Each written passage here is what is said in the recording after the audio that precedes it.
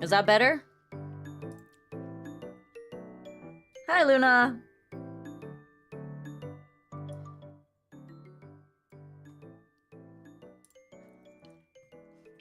I don't know why, but for some reason, when I've been turning on my PC recently, the audio mixer has not been turning on, and it's like disconnecting all of my stuff, which is weird. I'm doing pretty good, Luna. How are you?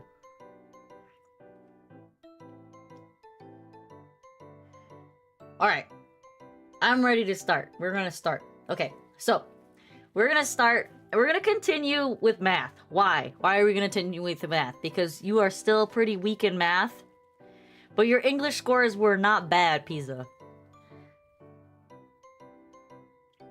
I'm looking at them, and they're not bad. The only thing that you scored low in was standard English conventions, which we can do a section of that if you want to, but I would rather get your math scores up or help your understanding of math to go up rather than pad something that you're already decent at.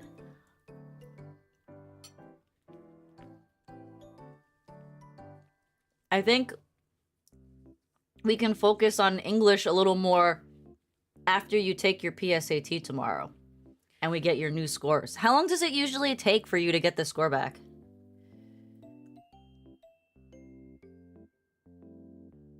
I would imagine it takes like a couple weeks, no? Or is it because it's automated now, it goes faster? 1 to 3 months. Okay, wow, that's a while. Okay.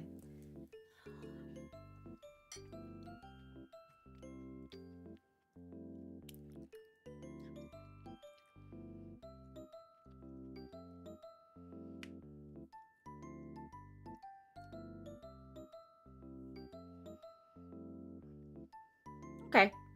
It's different for everyone. Alright. So, let's just, like I said, let's focus in on the math. Let's get your math scores improved. You can do a practice test which gives you your score right away. Okay. Look, I'm willing to do these kinds of streams continuing on. I find them fun, which is, I know, weird for some people, but I find them fun because I'm also refreshing my math skills. I'm not perfect, and I find it fun. Alright, we can either continue in algebra, or do you want to move on to one of the other foundations classes?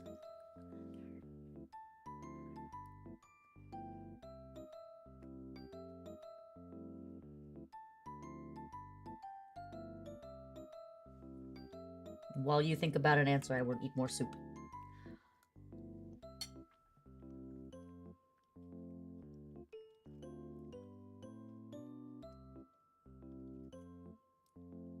You want to stick with the algebra? Okay, we might not get through very much today. Actually, we're almost done. We did 6 sections the last stream. And the last stream wasn't very long because we started late.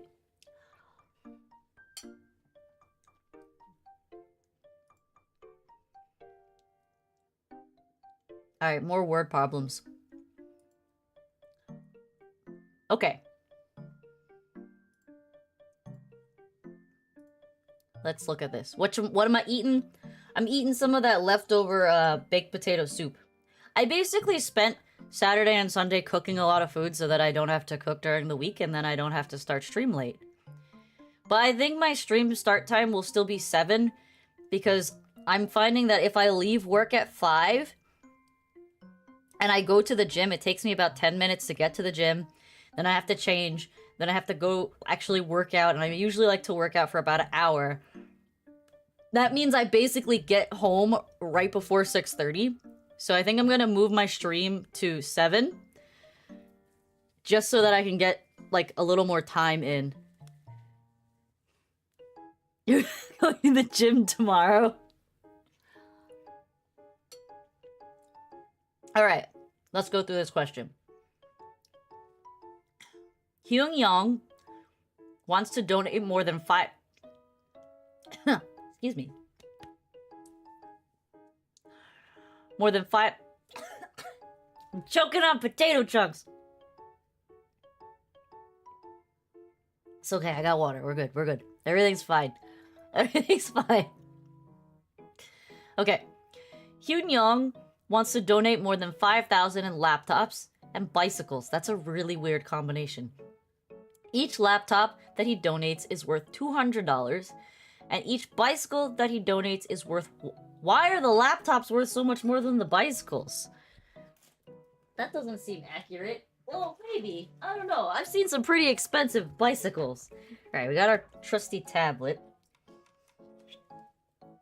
Which of the following inequalities represents the number of laptops, L, and bicycles, B, that Hyun should donate to achieve his goal?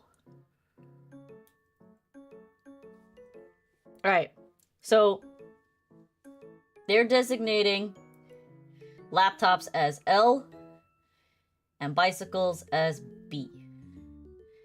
You're gonna guess answer C? Okay, so let me work it through. So, each laptop he donates is worth 200. So that means the number of laptops, so 200 L will give you the value of how much he's going to donate in terms of laptops based on their value of 200 per. Plus $100 per bike is what we're looking at for the bikes. And he wants to donate more than 5,000. So yes, you're right. It is greater than 5,000. So yes, the answer is C. Not over 9,000. Well, maybe he does want to donate over 9,000. I don't know.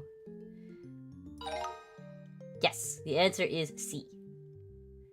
Nice job, Pizza.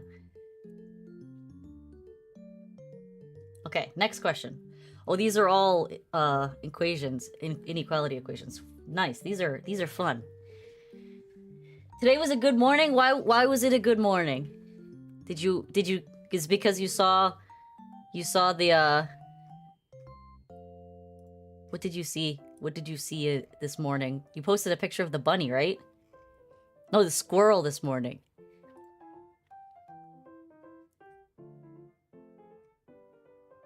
It's still super snowy by you? Today was 68 degrees by me.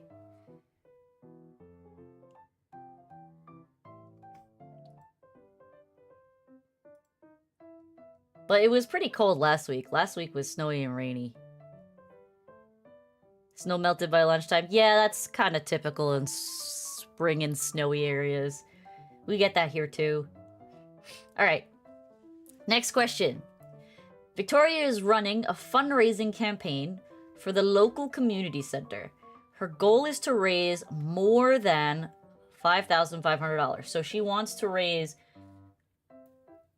She wants more than 5,500. If the campaign has already raised 2,324, which of the following inequalities can be solved to find X? The amount of money that is still needed to raise for Victoria to meet her goal. Okay, so we've already raised $2,324. We know that we need X more dollars in order to be greater than 5,500. So, hey Sonic, yes, it's math. No, Pizza, you get one guess. One guess. Which is it? Is it B or is it C?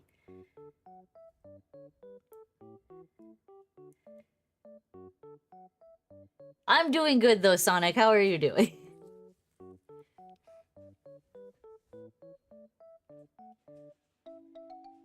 How you hate math? I mean, you are an art major, so kind of checks out that you don't like math. Because you're not in a science degree.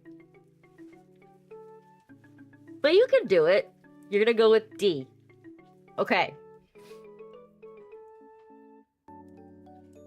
So, Pizza, I've already written out half of the equation for you. We know that there's already been $2,324 still earned for the fundraiser. we know that X is what we are missing, what they still need to earn in order to be greater than $5,500. Yes, it's B. So, why is it B? Because there's already $2,324,000 or $2,324 earned. Whatever the X is, plus that money will be greater than 5,500 to beat their goal. So it is B. That's okay. That's why we're learning this. Why am I doing math? To help Pisa. Pisa is going for his PSAT test tomorrow. So we're trying to help him study math because that is his weaker of the 2 subjects. Or technically 3 subjects because it's reading, writing, and math. All right. Next question. Oh, okay. This one's giving you the equation. Interesting. Let's clear the board. All right. So our equation is 5,500p plus 4,500s is greater than, it's more than 50,000. You came here to drink and not watch math? I mean, nah. I like helping people. And I find math fun. Don't forget that I'm an architectural designer in real life. So I like math. Alright. Huang Yi works as a paleontologist and a sculptor. Those are like 2... Actually, no, now that I'm thinking about it, those 2 professions can go well together because if a paleontologist is missing a bone, he could always sculpt a new one to finish his display. So that's actually a pretty interesting combo. Okay. Works as a paleontologist and a sculptor. She earns 5,500 per month as a paleontologist and 4,500 per month as a sculptor. Man, she's making bank. Huang Yi wants to make more than 50,000 this year. In the given inequalities, P represents the number of months Huang Yi can work as a paleontologist, and S represents the number of months she can work as a sculptor to reach her goal.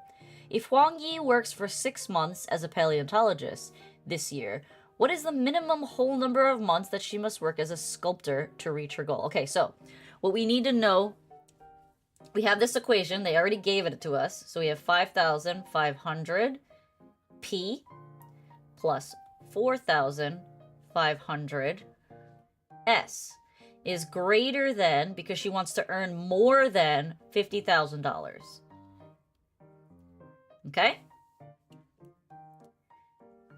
So we are given the 6 months that she wants to work as a paleontologist. So we have 5,500 times 6 months plus 4,500 S. Oops. S is greater than 50,000. Alright, so because I'm dumb and I need a calculator, or rather, I just don't feel like doing mental math this late in the day. Hello, calculator son.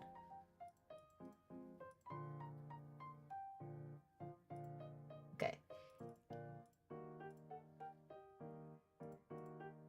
Okay, so 33,000. So we know that this is 33,000 plus 450 S is greater than 50,000. So we're gonna subtract 33, 1, 2, 3. Subtract 33, 1, 2, 3. We get 450 S is greater than, what is that? 27, no, 17,000. So then you divide by 4,500, divide by 4,500. And S has to be greater than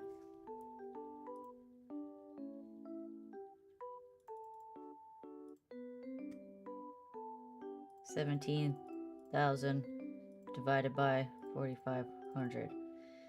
So S has to be greater than 3.77.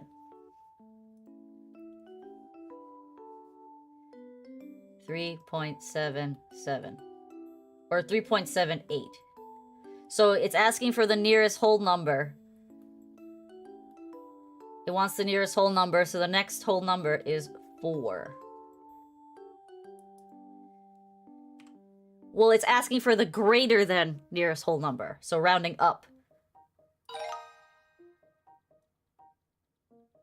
You just flew in from college to Houston and visiting your parents? Wow! How long are you hanging out with your parents? Is it only for spring break? That's not very long.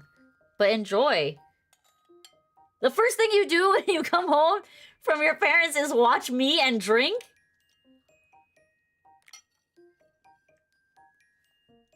Well, Pizza, I want you to work through the math with me. It's okay if you're slower. I can pause. But I want you to work through the math. Because when you take that test tomorrow, I won't be there to walk you through it. Are you at least following the math? Does it make sense what I'm doing? You were doing mental math. Okay. Okay, good. As long as it makes sense what I'm doing, then that's good.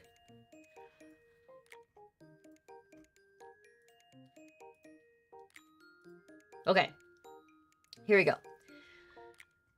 The Silver Lake Reservoir in California is being drained to make way for an underwater pipeline. The reservoir holds 400 million gallons of water, and it is estimated that the drainage will take at least 25 days. If the water is drained at a constant rate, what is the maximum rate of drainage in millions of gallons per day? Okay.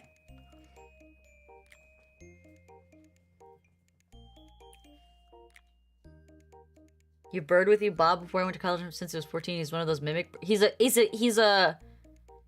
macaw, the red macaw, or he's an African gray. Actually, there's a lot of birds that mimic you, but those two are the most common.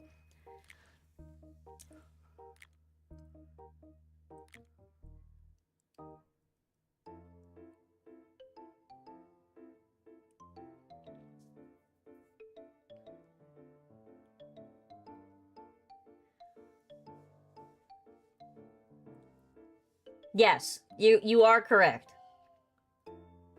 So, well, okay, so what it wants you to do is, let's write it out as a linear equation, because that's what it wants you to do. So it's asking you, we have 400 M. That's not an M, that's a alien. That is also, okay, 400 million.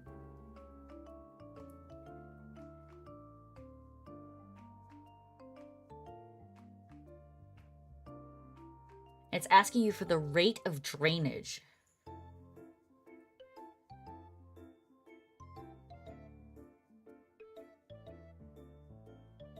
Over 25 days is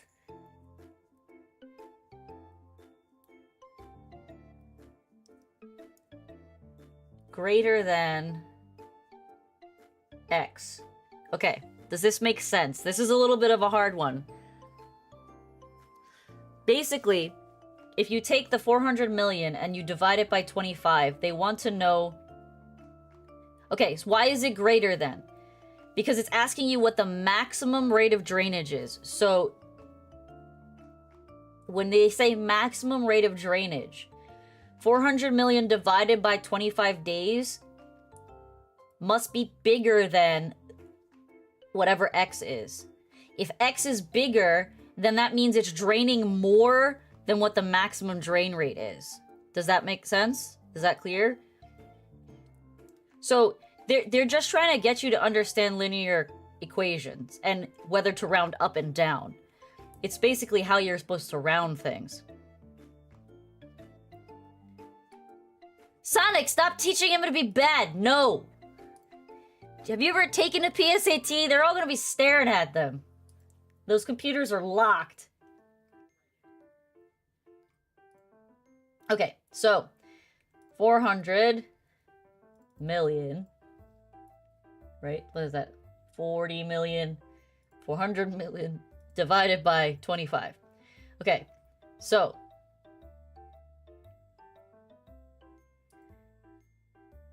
because it's actually a whole number, that's fine the way it is. So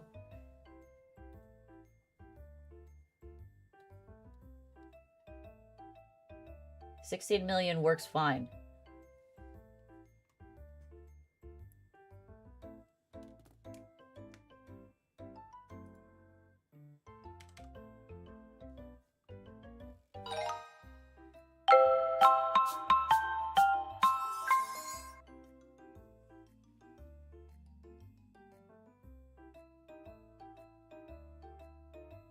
Man, you have to put them in a box? That's wild.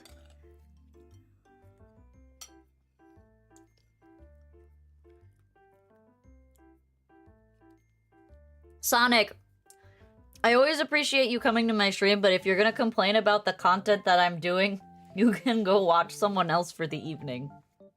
This is the content I want to do. It's not that someone's making me do it.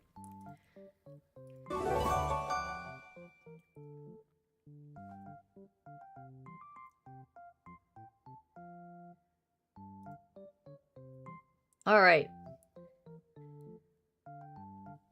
Oh, no, not linear systems of equality again.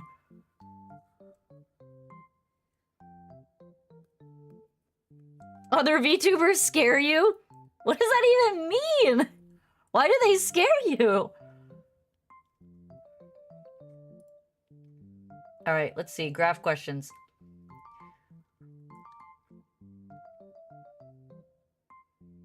Okay. Pizza, do you know the answer to this question?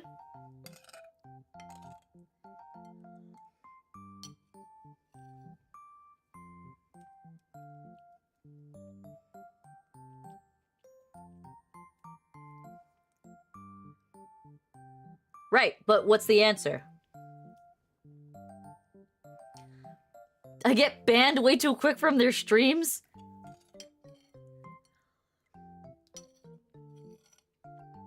What the heck are you doing to get banned?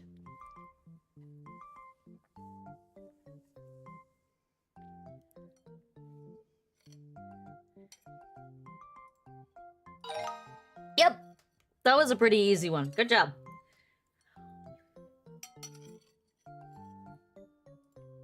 Okay. Okay. The systems of inequalities, y is less than or equal to minus 2x plus 4, and y is less than or equal to 2 over 5x minus 2, is graphed in the xy plane. Which of the following is a solution in the system? If you told me you would get banned here, I mean, bro, I don't understand why are you doing things that are getting you banned?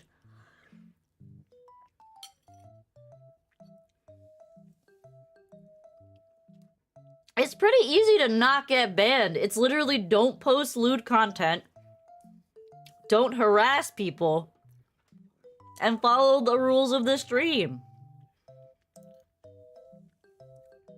But if you're consistently breaking those, then I totally get why you get banned. Alright, Pizza, how about this one? Do you know the answer to this one?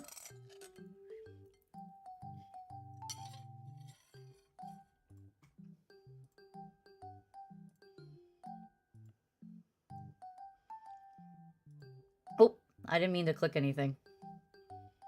Can I unclick it? There we go. You think it's 2 over 5 is 2? Okay. So let's actually sit here and go through and graph these points.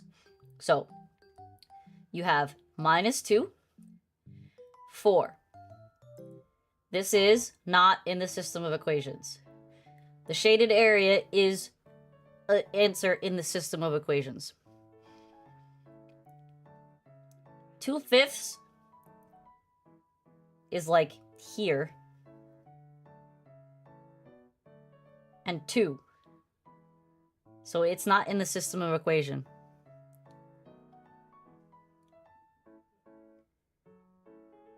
Three minus 2 is 3 minus 2. It hits on the line of an answer in the system of equations. 4 minus 3. 4 minus 3 does not fall in the system of equations. It is not in the shaded area. So, the one that is in the shaded area is C. 3x over minus 2. It lands on the line, but it is in the system of equations. Welcome, BB. Yes, we are back to PSC. You can't even see D? Oh, did it get cut off on the screen? My bad. Let me fix that then. Well, I'll fix it on the next question. Oh, well, this one's even bigger. Which thing is it? Is this one? No, it's this one.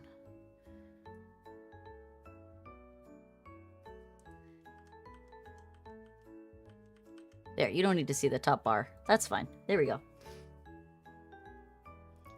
You're now questioning how smart... Dude, first of all, you're drinking, so you're not gonna be able to follow along easily. Second of all, you haven't done math since your taxes? That's still math! Okay. In which of the following does the shaded region represent the solution set to y is less than or equal to 3 over 2x plus 2? Okay. Yep, we're gonna scroll down, we're gonna go through them. Alright, so the equation is, let me actually write it down on my trusty sideboard here. My mom does my taxes for me, so that's cheating, I know. Okay, so we have our equation on the side.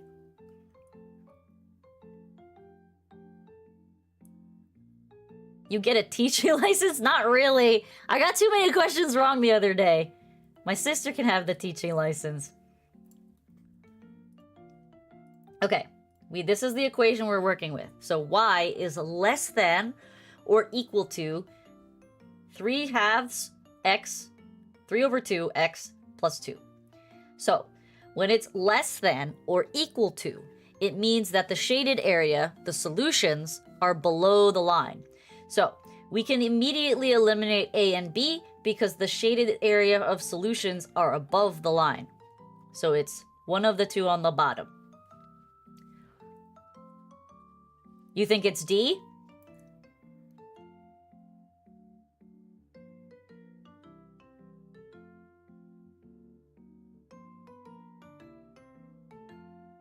Okay. So D would be minus 3x 2y. So it would be D is actually represented as y is less than or equal to minus 3x plus 2.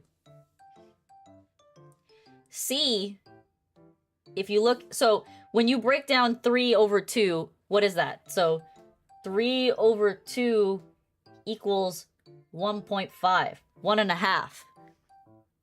So if you look at the graph, that's 1.5. Actually, it would be a negative 1.5. Did I do something wrong? What? The X modifier tells you the slope. You're right. I did something wrong. I did something wrong. Oh, shit.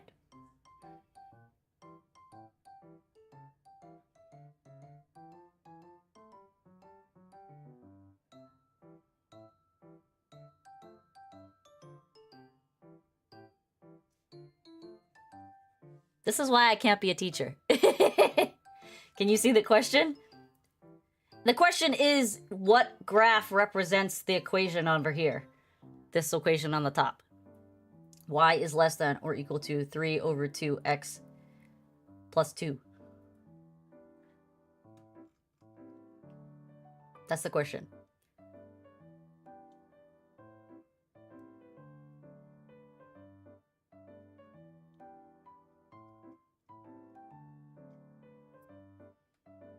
So now I'm confused. Yeah, it should be. You confusing me. I said it should be C. My God, you confused me.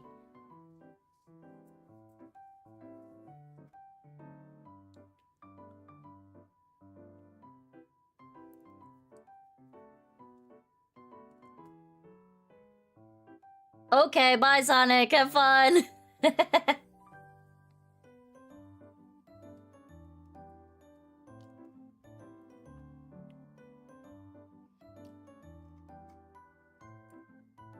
You made me second guess myself.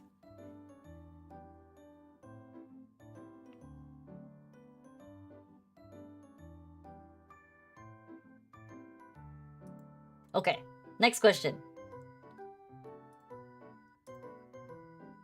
Alright.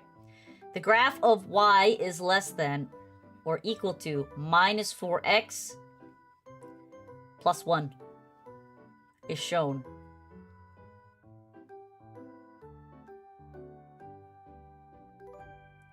Which of the following ordered pairs xy satisfies the inequality? It's been 2 years since you've done this, but they're making you do it on a PSAT with no practice? That's messed up.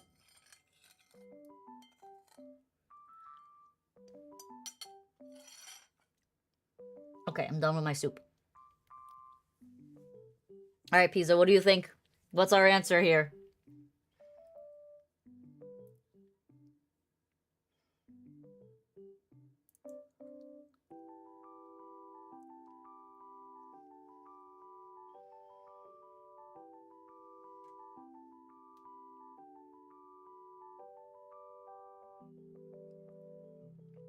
You think it's B? Yeah, it's B. Why? Because 1 minus 3 is on the line of the solution, so it is less than or equal to is equal to the graph.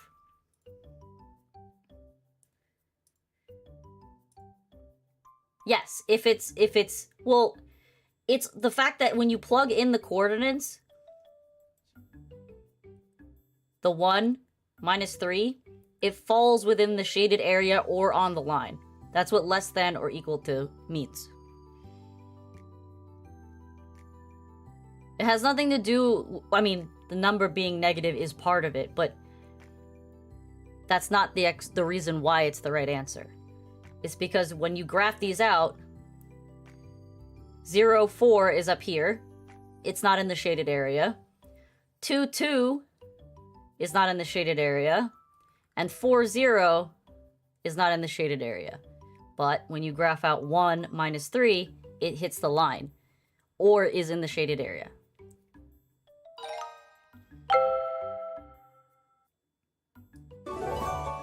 True, it definitely helps with the process of elimination. Quiz 2. Okay. Which of the following is the graph of the given system of equation? Oh, BB's better at these than I am.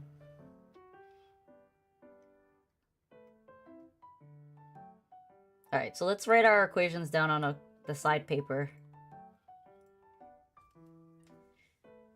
Y equals 4x minus 7. Y equals x minus 1. Definitely not A.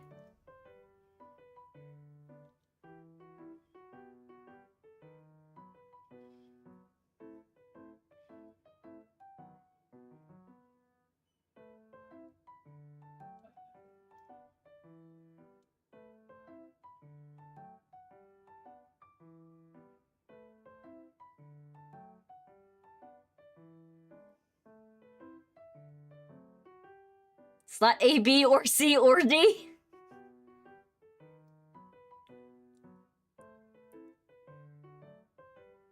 I mean, it's gotta be one of them.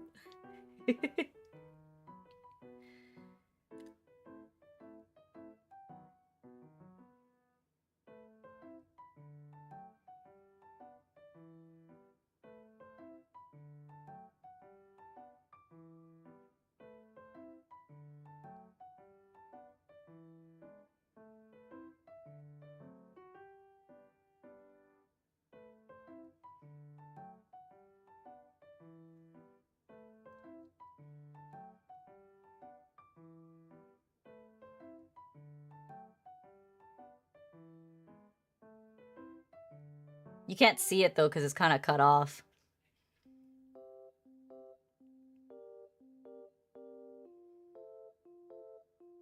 But that one is correct, yeah.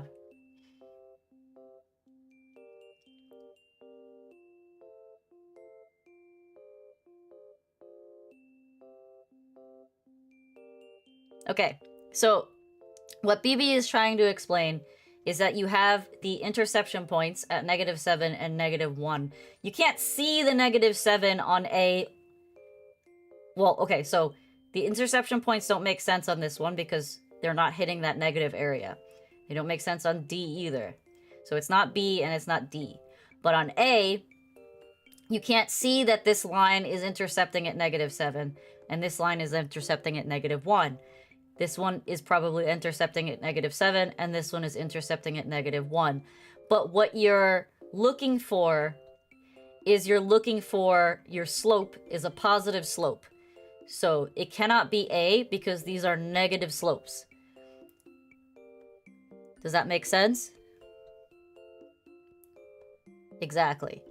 So C, you have a slope of 4, which means for this line over here, it's intercepting at -7, which you can't see on here.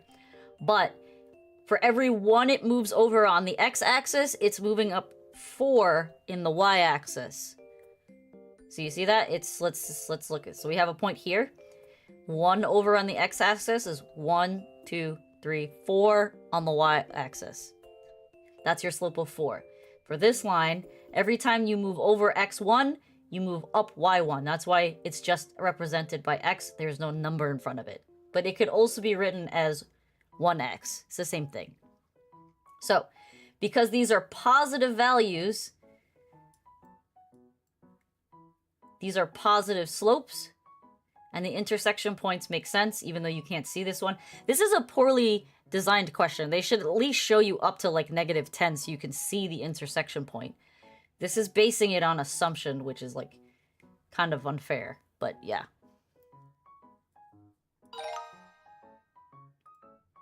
Okay, next question. Let's look at the whole question and let's erase our board. Okay. Each week, Nia takes a violin lesson and a dance lesson. The dance lesson costs 2/3 as much as the violin lesson, and the cost of both lessons combined is $75. Which of the following systems of equations could be used to find D, the cost of dance lessons in dollars, and V, the cost of violin lessons in dollars? Okay. So, we know that dance lessons, represented by D, is 2/3 the cost of a violin lesson. And we also know that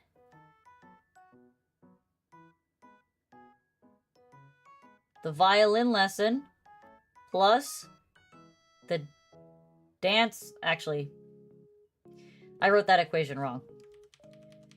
The equation is actually written D equals 2/3 of a violin lesson. So dance lesson equals 2/3 of a violin lesson. So if your violin lesson was $9, then the dance lesson would be $6. And we know that the violin lesson plus the dance lesson equals $75.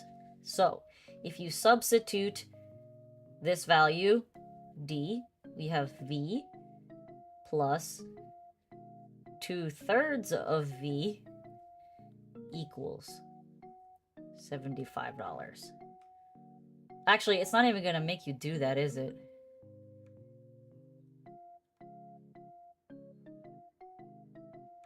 It's not even gonna make you go that far. That's actually solving for the equation. We're not trying to do that. I'm going too far here. Which of the following systems of equations could be used to find D? The cost of a dance lesson in dollars, and V, the cost of violin lessons in dollars. So, it's V plus D equals 75. And then D equals 2/3 of V. Yeah, it's two equations. So we have D plus V equals 75. D equals 2/3V. Does that make sense, Pizza?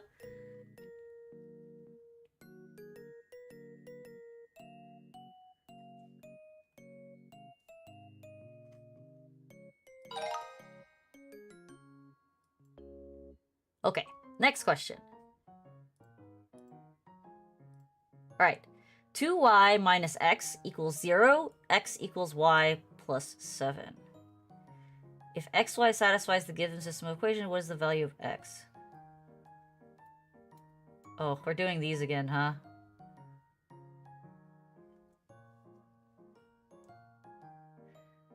So 2y minus x equals 0. And then we have x equals y plus 7. So we have, if we want to make both of them equal to x,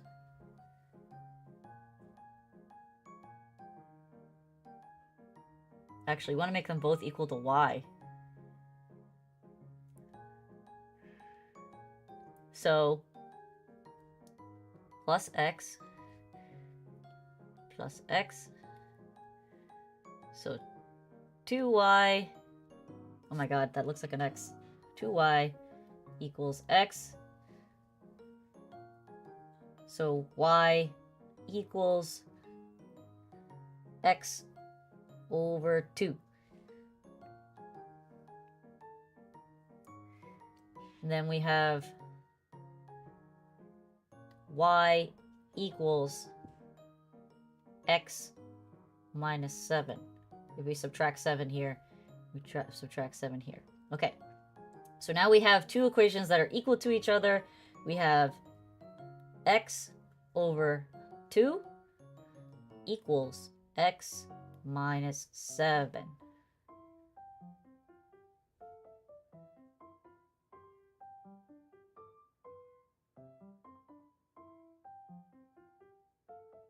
So we have to multiply by 2, multiply by 2, x equals 2x minus 14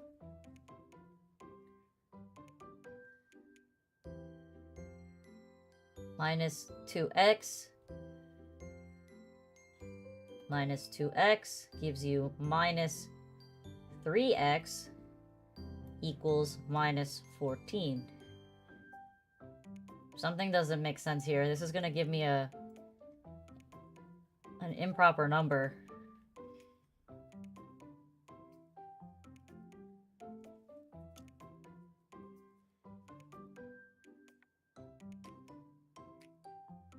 Divide by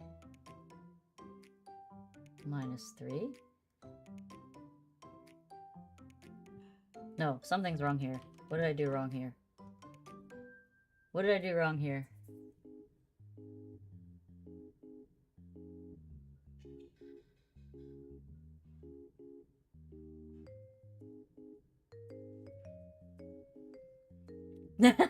No clue. BB, do you know what I did wrong? I definitely did something wrong.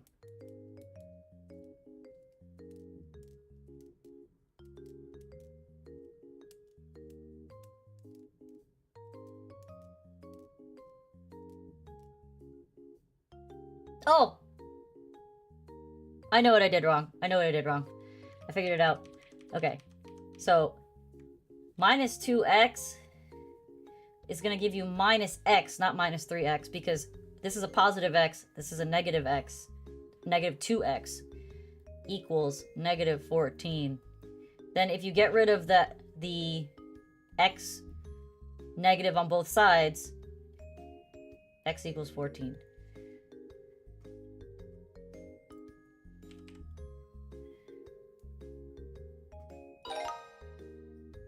Okay, that was a little confusing. Can you follow what I did? So first we took our two equations, this equation and this equation, and we made them equal to y because we're trying to solve for the value of x. So plus x to both sides gives you 2yx divided by 2 gives you y equals x over 2.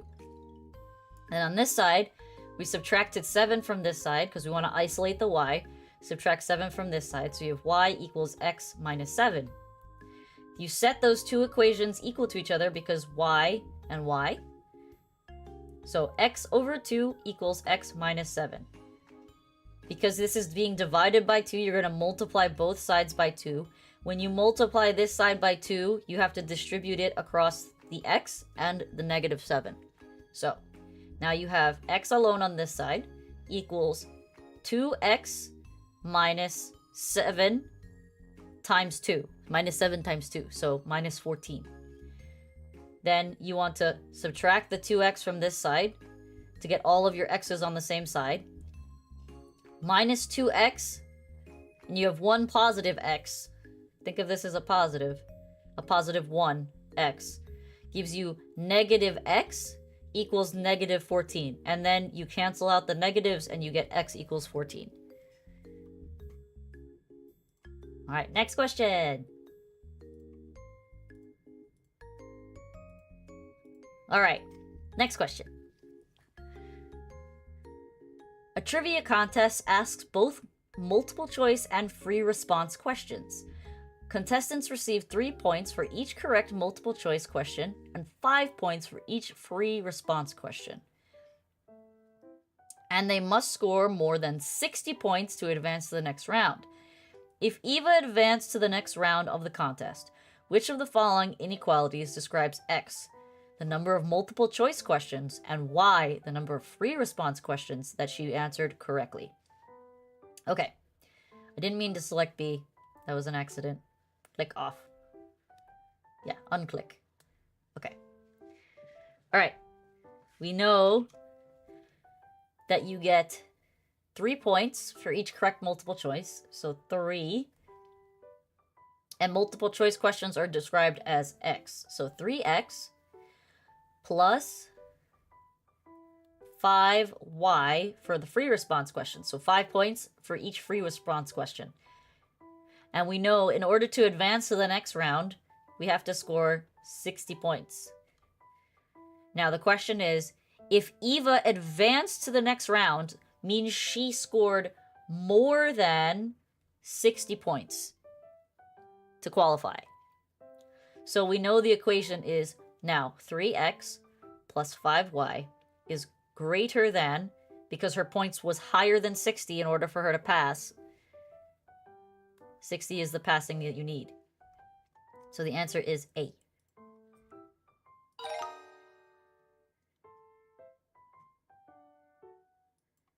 All right. Last question of the quiz. They pick like the most exotic names for these questions. There were some Chinese names before that I had trouble pronouncing, which is sad because I'm Chinese. Huang Yao. And then we have Ashanti. Alright. Ashanti has been acting for A years. Diana has been acting for D years. If Ashanti has been acting for 1.5 times as long as Diana has, which is also 4 years longer than Diana has been acting, which of the following systems of equations correctly models the situation? Okay, so we're looking for two equations here, right? We know Ashanti equals A and Diana equals D. So you want to take a crack at this, Pisa, before I work through the problem?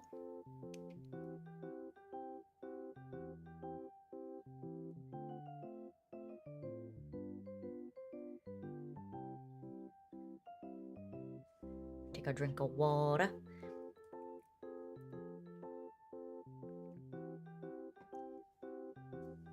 Okay, that's fine.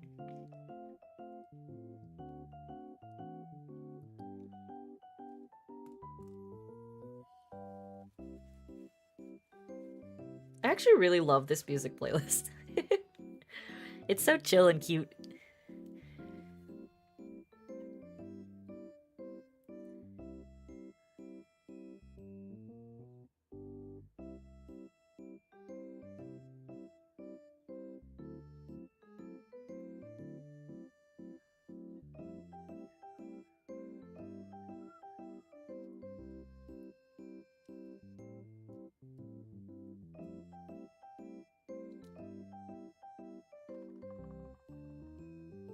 You're gonna elongate A?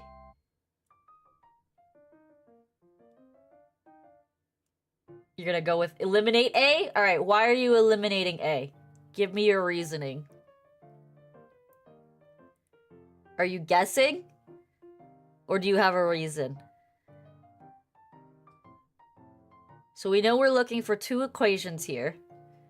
And the sentence for the first equation is, if Ashanti has been acting for 1.5 times as long as Diana has, what is the equation that you get from writing that out?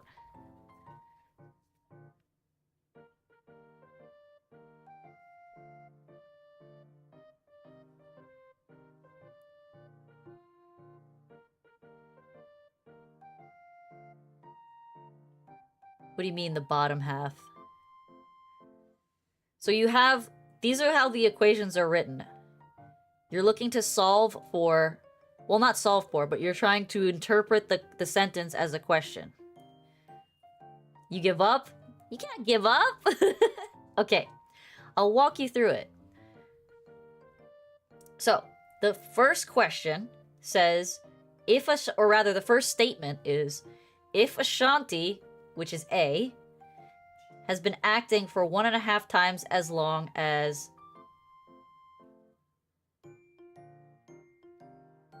Diana, your equation is A, Ashanti, has been acting equal to 1.5 as long as Diana.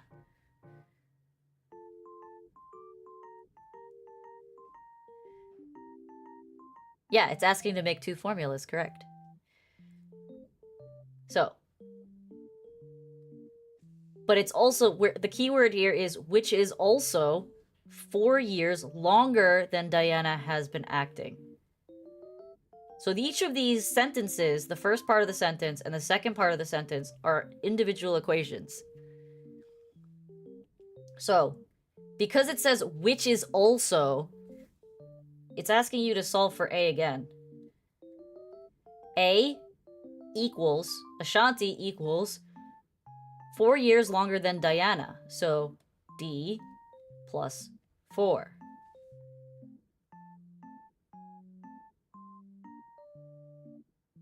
The answer should be A.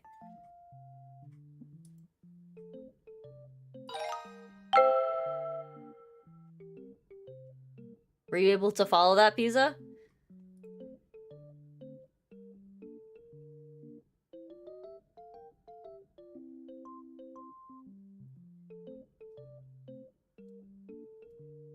If it doesn't make sense, I can explain it again. Sorry you couldn't read? Mostly?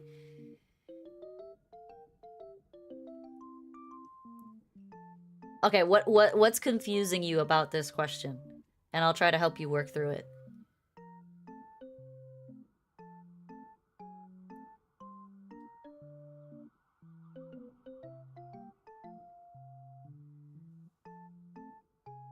I think where you might be getting confused is that when it says system of equations, the order... Okay, so the order, you can determine the order based on how the sentence is structured. So it says Ashanti has been acting. You can basically say has been acting is the same as equal to. Ashanti has been acting equal to 1.5 times the amount of time that Diana has been acting. So that's 1.5 times D. They give you 1.5 times Diana. Right? D means the number of years that Diana has been acting. A is the number of years that Ashanti has been acting. So this is one system right here. Now, where it starts the second system, it says which... Can I highlight it? Will it let me highlight it? Which is also. Which is also... Those 3 words means that... Again, it's referring to... It's the same as if they had said, Ashanti has been acting for 1.5 times as long as Diana, and then period, Ashanti has been acting 4 years longer than Diana. It's the same thing. It's implying that you're speaking in terms of Ashanti is the primary function here.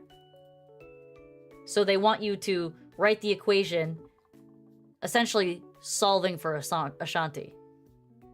So A, Ashanti has been acting, sorry, not dancing, 4 years longer, so plus 4, than Diana. Good. Okay, good. As long as it's making a little bit more sense.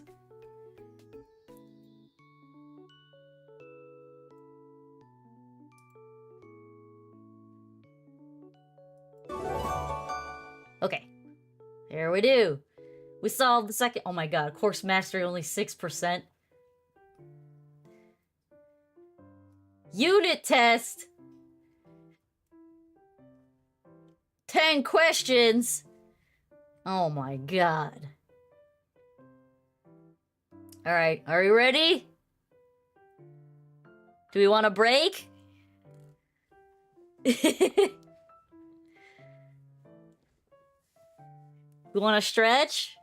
You can't actually see me stretching, but I'm stretching. Will you tell me, Pisa, if you're ready, unfortunately? If your brain is getting a little fuzzed out by this, we can take a break. Studying becomes useless if your brain's not in it. But if you're still in it, then we can still go. Or we could take an English break if you want to take an English break. Change subjects, change brain power a little bit.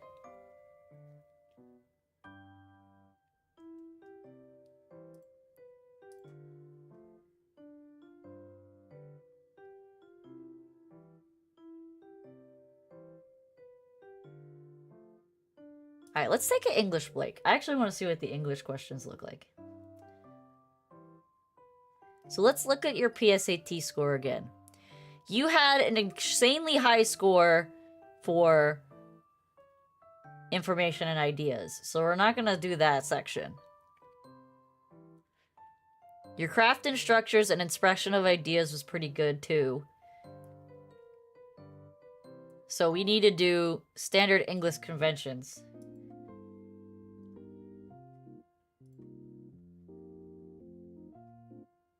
Where is that? Oh, okay, they bunched them together. So we're gonna do Unit 4.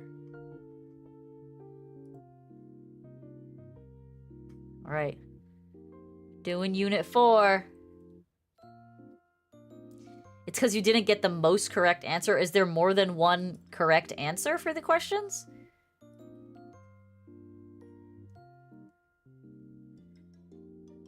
Alright. Many marine animals rely on sound, which travels faster and farther through water than through air, for critical functions like communications and navigation. Blank sperm whales use intricate sequences of clicks known as codas to identify one another, coordinate group movements, and locate prey during deep foraging dives.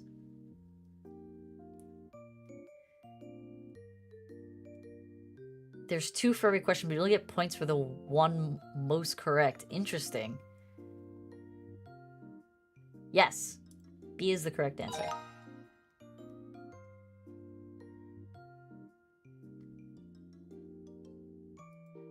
Alright, let's do this one now. In 1891, dancer and choreographer Loie Fuller first performed her celebrated serpentine dance, artfully twirling her long flowing skirt to create striking visual effects. Blank, in 1896, cinema pioneers Auguste and Louise Lumiere made a groundbreaking short film of Fuller's dance. Which choice completes the text with the most logical transition?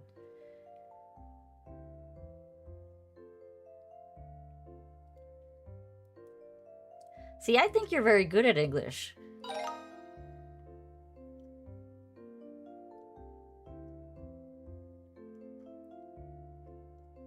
So, later is the correct answer because it's showing you a sequence of events. In 1891 and then in 1896. And this one is a resultant of what happened during this event. I couldn't even say that however would be correct.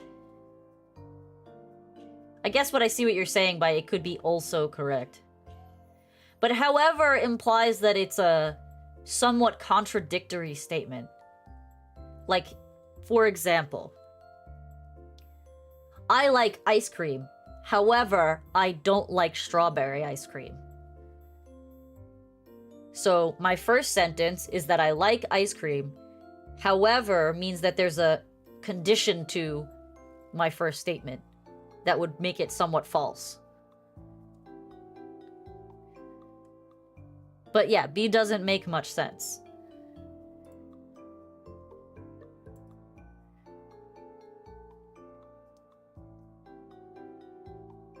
Yes, you could also use it however, but again, so if you're using however in the context that you're thinking about it, you could say, the best way to solve the problem is by following a sequence. However, that isn't the only way to do it. There's multiple ways in which you can use, but what I'm saying is, when you use the word however, it's a caveat or it's a condition that contradicts the base statement. So if your base statement is, you can sketch freehand, however, you can also trace lines. Those are both ways to draw, but the first one is kind of like a invalidation of the first one in a little way. Not completely breaking the statement, though. Okay. Arkansas's aviator, Louise Thadden, was already a record breaker when she won the inaugural National Women's Air Derby, a race from California to Ohio, in August of 1929. Blank, in December of 1928, Thadden had set an aviation record when she reached an altitude of 20,269 feet in a Traveler Air biplane. Which choice completes the text with the most logical transition?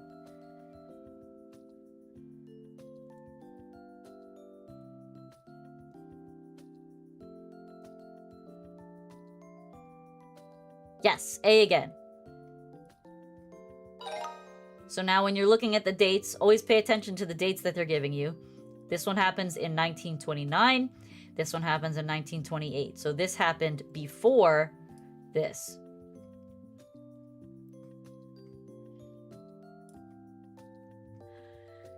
British World War II propaganda called for British citizens to participate in citywide blackouts, encouraging them to eat carrots, as carrots were believed to be essential for night sight. Blank, while scientific studies have shown that carrots are high in vitamin A, which is good for eye health, they do not give people the ability to see in the dark. Which choice completes the text with the most logical transition?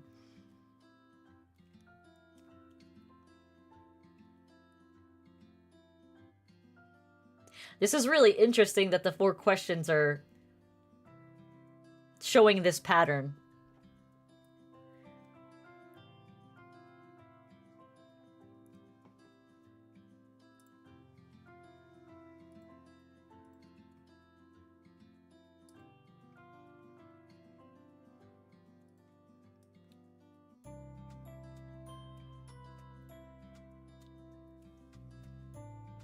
What do you think, Pizza?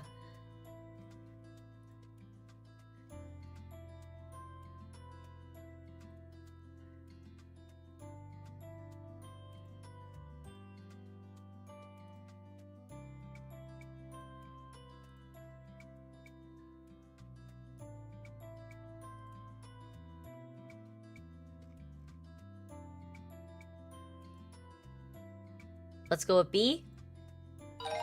Yep.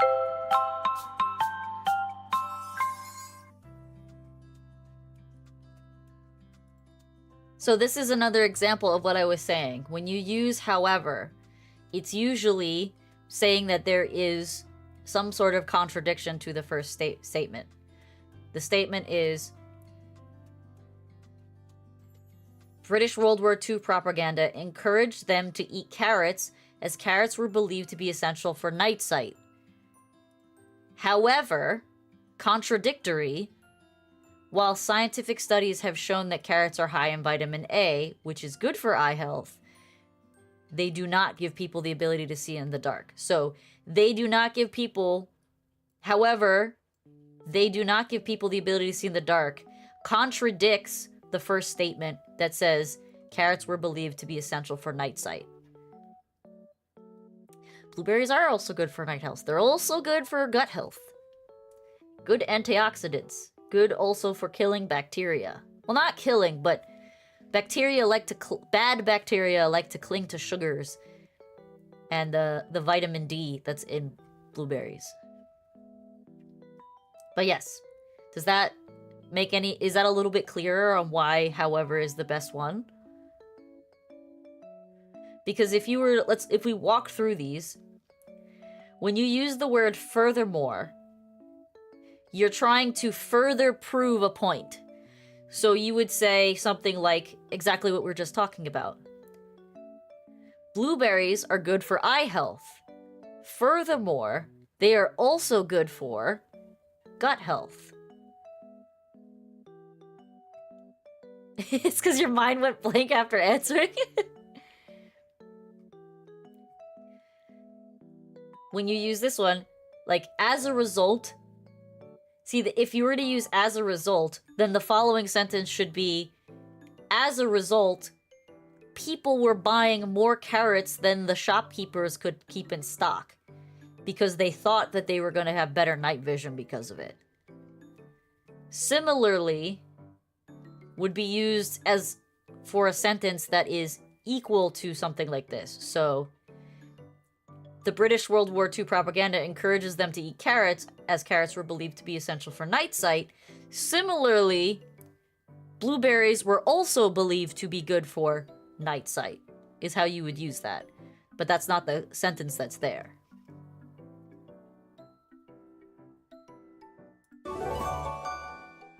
You breeze through that. See, you're good at English. Next lesson. Rhetorical synthesis. Okay. Alright. Oh my. This is a lot of reading. Okay. While researching a topic, a student has taken the following notes. The Pony Express was a mail delivery service that operated from April 3rd, 1860 to October 26, 1861. It's be an odd choice for me to be out in college English class. I mean, I guess so. Between Missouri and California in the United States. The Pony Express employed some 80 horse-mounted riders and 400 to 500 horses to carry mail from Missouri Railroad stop in St. Joseph, Missouri to Sacramento, California. Before the Pony Express, mail was delivered from Missouri to California via overland stagecoach, which took 22 to 25 days. The Pony Express had an average delivery time of just 10 days. Despite this remarkable efficiency, the Pony Express was closed after only 18 months of operation when the Transcontinental Telegraph Line was established.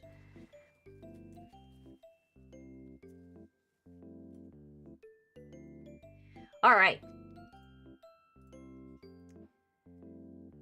The student wants to emphasize the impact of the Pony Express on the speed of mail delivery. Which choice most effectively uses relevant information from the notes to accomplish this goal?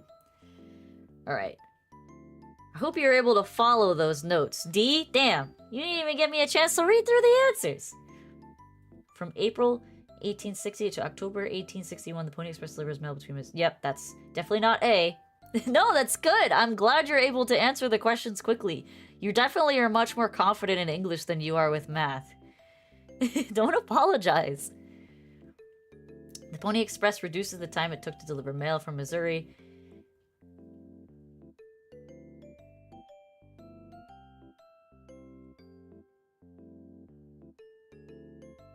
Okay. I've looked through the answers, and I have come to a conclusion. I want you to read D again. The Pony Express took an average of 22 to 25 days to deliver mail between Missouri and California, a significant increase in speed compared to overland coach mail delivery, which could take as long as 18 months. This statement, if true, would be the most accurate representation of what we are looking for. However, if you go back and you read the notes, before the Pony Express, mail was delivered from Missouri to California via overland stagecoach, which took 22 to 25 days. The Pony Express had an average delivery time of just 10 days. So technically, this statement is false. So it cannot be used to best describe the notes that were taken. The most accurate answer would be B, because it expresses the amount of time that the Pony Express takes, and then down from 22 to 25 days by overland stagecoach. That's okay. That's okay. I would say you got the second best answer, but you have to double check it against the facts, or at least the notes that are given to you. But that's okay. You're definitely a fast reader, and that's good. You just gotta also take the time to process the statements. It was a lot. This was a lot of information to take in. Alright, next one. Let's try this one again, because it's another one of the reading ones. While researching a topic, a student has taken the following notes. Bioluminescence is the emission of light by living organisms. This light is produced by chemical reactions in the organism cells. Jellyfish emit flashes of blue light. This behavior serves to startle predators. Black dragonfish emit a steady red light. This behavior helps them locate prey in deep waters. The student wants to emphasize a difference between the behavior of jellyfish and that of black dragonfish. Which choice most effectively uses relevant information from the notes to accomplish this goal? Black dragonfish emit a steady red light, which helps them locate prey in deep waters. Both jellyfish and black dragonfish are organisms that emit light, which is produced by chemical reactions in these organisms' cells. Jellyfish emit light to startle predators, whereas black dragonfish do so to locate prey. Bioluminescence is an emission of light by living organisms resulted from chemical reactions in organism cells. Okay, so this is just a copy-paste of the facts, A and D. These are both statements that are about jellyfish and black dragonfish, but this is not explaining you the difference between them, which is what we're looking for. A difference in behavior between them. So yes, the answer is C. Alright, next question!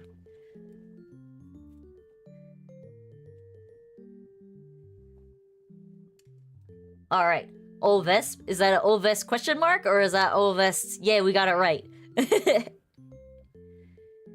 Want to see what I'm doing for your manufacturing? Yeah! You can post it in the Discord, or send it to me, either way.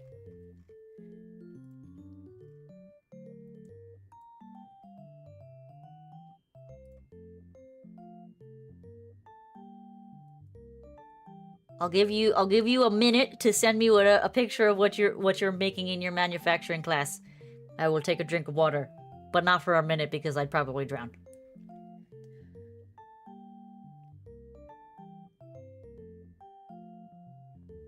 It's in show and tell? Okay.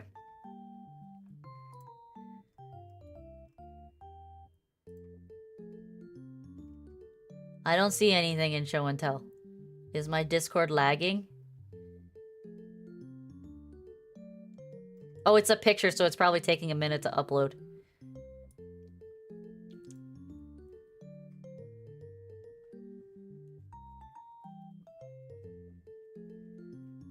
Alright, while that's uploading, we're gonna answer the next question.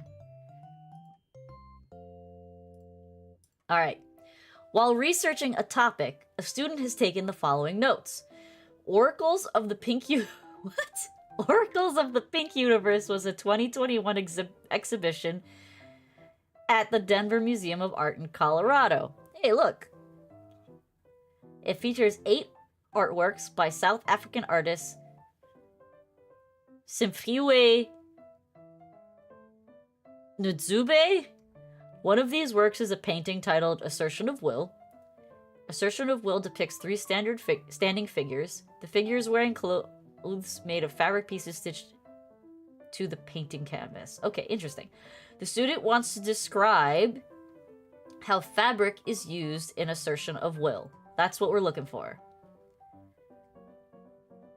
Which choice most effectively uses relevant information from the notes to accomplish this goal?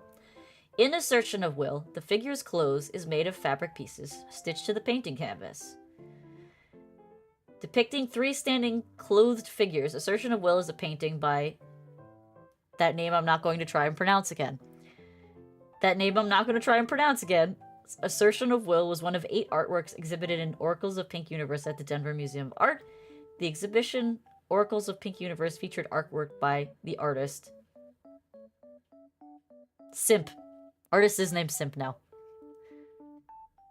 Alright, Pizza, which do you think is the answer? Also, if you uploaded a picture to show and tell, nothing's coming through. I'm not sure what's wrong, if it's my Discord. Maybe I close my Discord.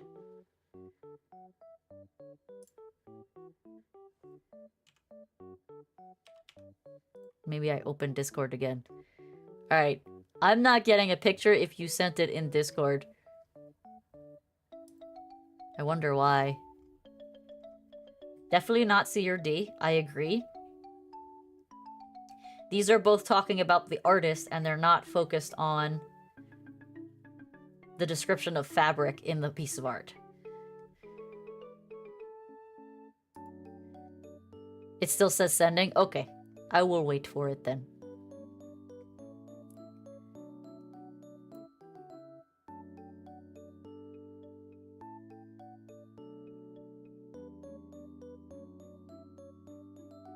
That's okay. If it's still sending, then we can just... You say A? I agree with your answer. It is the most direct way of explaining how fabric is used in Assertion of Will. This kind of alludes to fabric being used, but it could also just be painting of clothing on figures. So that's why this is the most correct answer. Alright, next question. While researching a topic, a student has taken the following notes. The Lewis chessmen are a collective of 12th century Scandinavian chess pieces.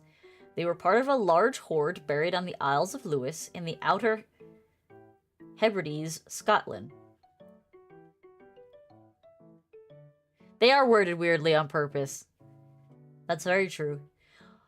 Unearthed in 1831, the hoards consisted of 93 artifacts in total, 78 chess pieces, 14 other game pieces, and 1 belt buckle. That's a really weird collection. Most of the Lewis chessmen were carved from walrus ivory, and some are made from whale tooth. The pieces are held in the British Museum in London and the National Museum of Scotland in Edinburgh. Well, they're worded strangely because they're trying to get you to speak in proper, or speak and think in proper English. So they word things weirdly because the idea is that you should be able to get the correct answer by speaking in proper English.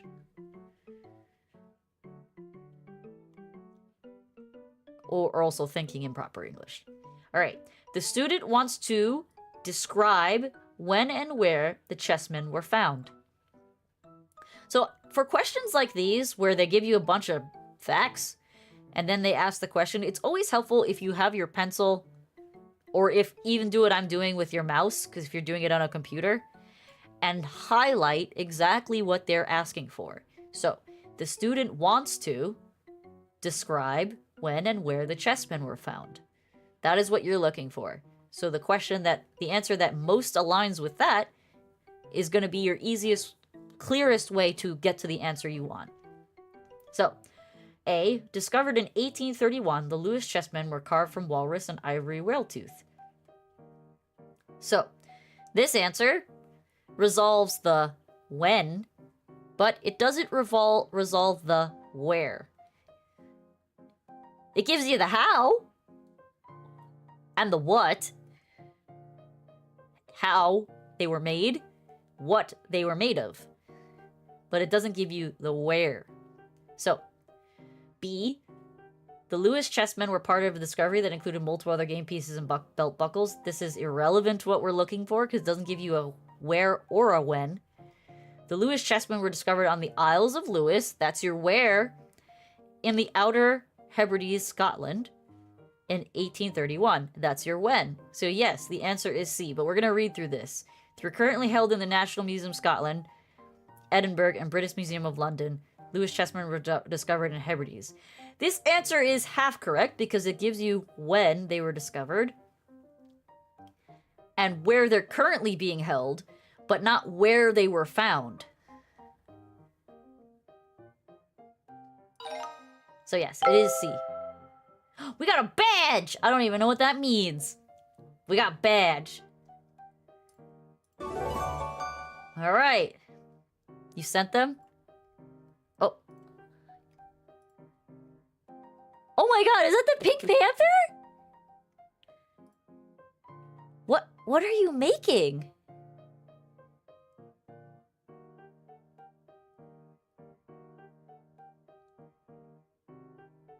No, we're still doing maths. Actually, we're doing English now, Sonic. I don't know if that's better or worse for you. Are you making like a 3D printed version of this? Oh, it's for a laser engraver. That's awesome. Go away, random bot. I don't care about you. Ban evader. Get out of here. Banned.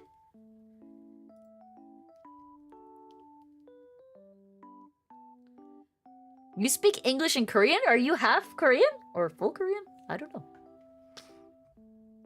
Or do you just speak Korean for fun? Alright. Up next.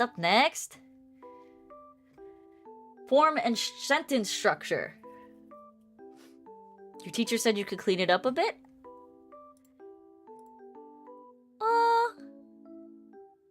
It is a little bit rough.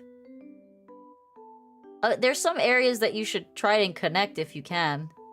But I'm not sure how laser engravers work, so I totally get if it's not ideal to connect them. Your college is in South Korea? Wait. You came all the way from South Korea back to Austin, Texas? Wasn't that like a 15-hour flight? Or like 2 8-hour flights with a layover? Dang. You're going to art school in South Korea? That's wild.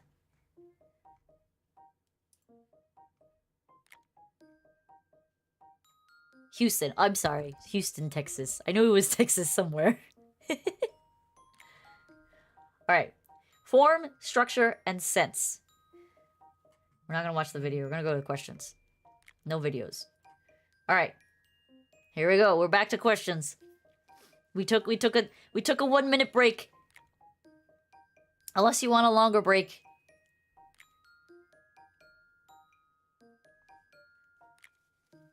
Do we want a longer break? You ready to go? Okay, let's go. The legal requirements for a boat's sound signal equipment blank on the length of the vessel. For example, boats between 39.4 feet and 65.6 feet long must carry a whistle that is audible for half a nautical mile.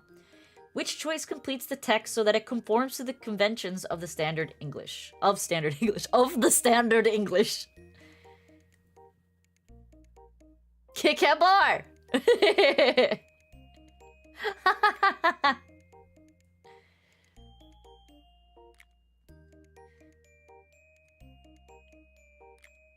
The legal requirements for a boat's sound signal equipment are dependent on the length of the vessel.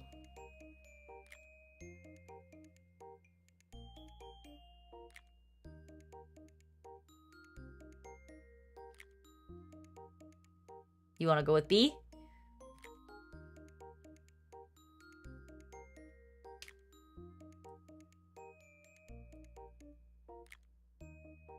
Okay.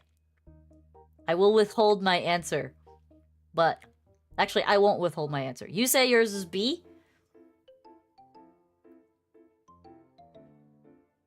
The legal requirement for a boat's sound signal equipment are dependent on the length of the vessel.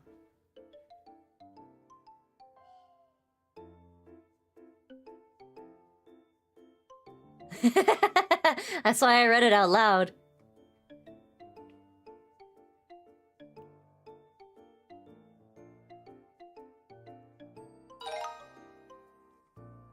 Wow, are dependent is the right word? I would have got this one wrong then.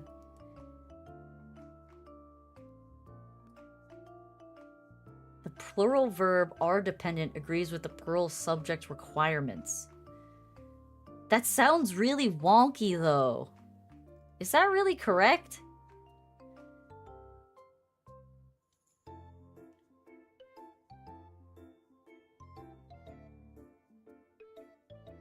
It's basing on plurality versus singular. The legal requirements for a boat's sound signal equipment depends on the length of the vessel. This is just a poorly worded question in my opinion. I would not have selected this answer. I would have selected A. I'm not a fan of this answer if I'm being honest. But if it's basing it off of plurality, I guess it makes sense logically, but it sounds antiquated in my opinion. But let's keep going. I feel like I'm probably going to get more of these wrong if that's the way they're going to be structuring these sentences. American poet Emily Dickinson wrote many of her poems on scraps of paper, but she also took steps to collect these works. From 1858 to around 1864, for example, she copied more than 800 of blank into 40 homemade booklets known as fascicles. Which choice completes the text so that it conforms to the conventions of standard English? BB, that's probably the best way to think about it, if I'm being honest. That's not a bad idea. Because these are, like, they're pretty antiquated English structures. Even most English teachers don't necessarily teach like that. Yes, it's gonna be A. And if it's not, I don't know what the heck's going on anymore. Alright. In recent years, economists around the world have created new tools that quantify the overall well-being of a country's citizens. Economists in India, for example, used Ease of Living Index. This tool, blank economic potential, sustainability, and citizens' quality of life. Which choice completes the text so that it conforms to the conventions of standard English?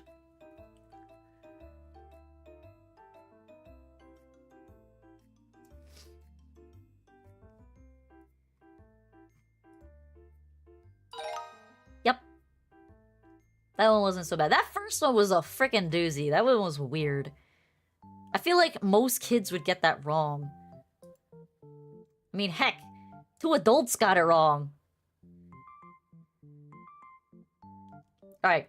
Some followers of the Yoruba faith reenact stories from Yoruba folktales and myths during Nigeria's Olojo Festival? B got it right originally. You're right. Observed annually in October, blank. Which choice completes the text so that it conforms to the conventions of standard English? Ooh, this is a full-on complete the sentence. Also included at the Oloho Festival are dances, games, and other revelries that draw an influx of tourists to the region.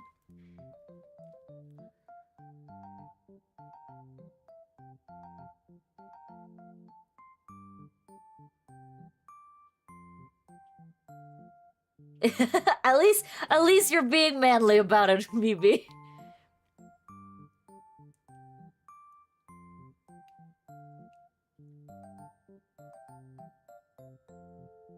I think that is the correct answer as well. I think that's the correct answer as well.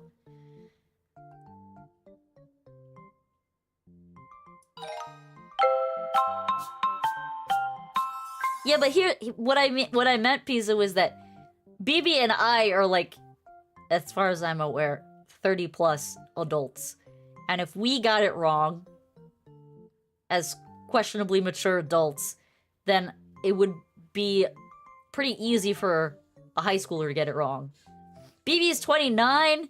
Okay, almost 30. I thought he was over 30. Language changes over time, 100%. How old are these test questions? Wow!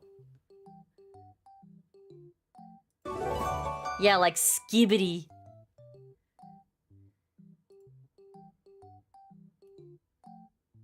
Freaking skibbity and get. Boundaries? What the heck is this gonna teach? Alright. Boundaries. Oh, this is grammar. Ugh. Grammar. Yeah, how kind of like how what's the one I hate the most that has changed definitionally? Oh, the fact that people use regardless and irregardless interchangeably. Irregardless is a double negative, but people use it interchangeably with regardless, and it has become normal to do that, and it pisses me off. That's true. All right. American marine biologist and nature writer Rachel Carlson was a key figure in the 20th century environmental movement.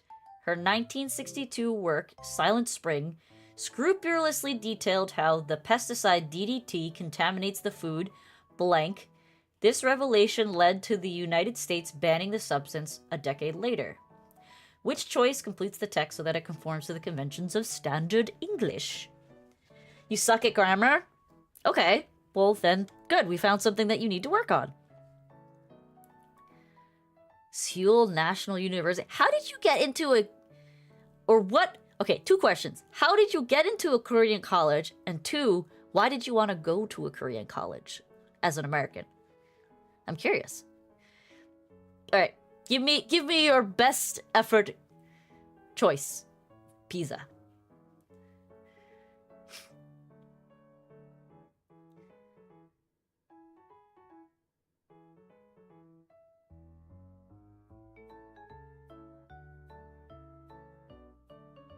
Sonic got the Asian fetish. It is a full sentence no matter how you put this. Okay, so let's read it with your answer. Her 1962 work, Silent Spring, scrupulously detailed how the pesticide DDT contaminates the food chain. This revelation leads... Okay. Do you see how that doesn't flow well? Contaminates the food chain. This revelation leads to United States banning the substance decade later. There is no pause there without a period. Okay, so I'm going to teach you the basics of grammar. Okay. When there is nothing at the end of a word, no periods, no commas, no semicolons, it is a continuous sentence. So think of it as if you are not taking a breath. Exactly, shouldn't be a pause. But it doesn't make sense if you just read it without a pause. A comma is a pause. A semicolon is if you're thinking of like a half note pause versus a whole note pause. Asian is not a fetish, it's just normal. It is normal to like Asians. So, and means you're conjoining two sentences together. When you use a semicolon, what you are doing is you have a main idea, and then you are adding something that supports the main idea. When you use and, that second sentence or second part of the sentence does not have to support the first one. It just needs to, like, be a continuation of the first one. So, if I was to answer this, her 1962 work, Silent Springs, scrupulously detailed how the pesticide DDT contaminates the food chain. It would be the semicolon. This is my answer, and my reasoning for this, and we can see if I'm right, obviously, when I hit check, is these are two separate ideas, technically, but they are related to each other. So this statement is supporting the first statement.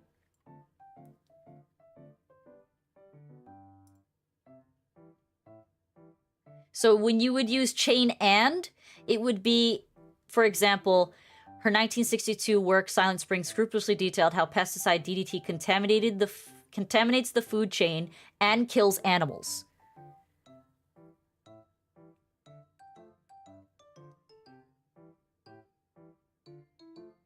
You can rule out C because the T in the would be capitalized. That is true. No, he wouldn't capitalize after a comma.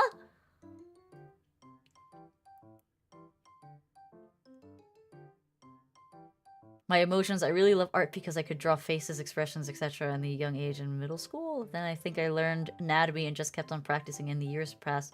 Decided to go to college for a really good card. Found school at a little high price, but really good reviews. Eventually learned. I mean, if you learned a whole language and you're enjoying your college experience, then all for it. I'm gonna say it's the semicolon.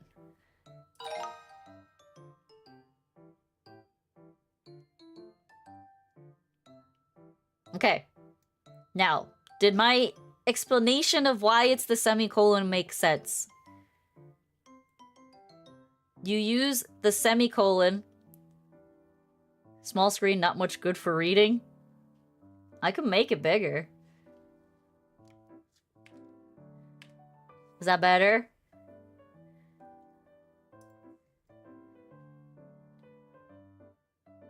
It made sense to you, Pizza? So semicolons are most often used, or correctly used rather, when you are stating something that supports the first statement, but it is not a strong enough sentence to just be a standalone sentence.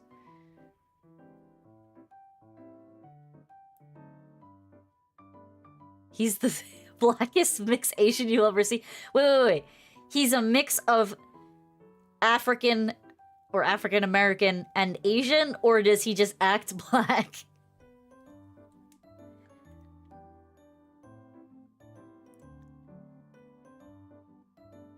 So he's tan? Okay. There are very olive-skinned Asians. My uncle... So it's interesting. My mom and the next child is my uncle. Okay, so there's 5 siblings on my mom's side. The 3 oldest siblings were olive-skinned, and the 2 youngest siblings were, like, fair-skinned Asians. My mom is the fair-skinned Asian. But my aunt, she has a pretty dark complexion for being 100% Chinese. He's just a little white chocolate boy inside.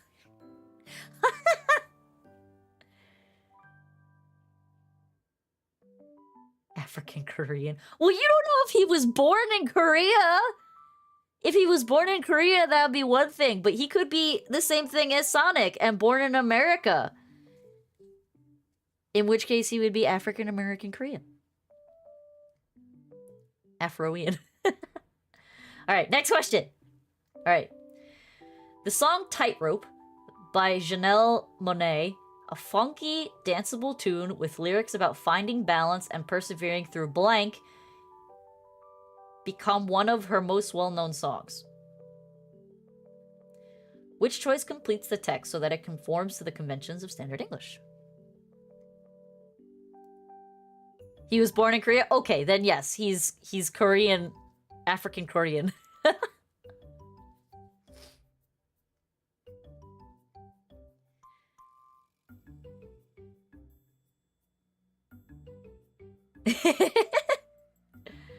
Alright, B.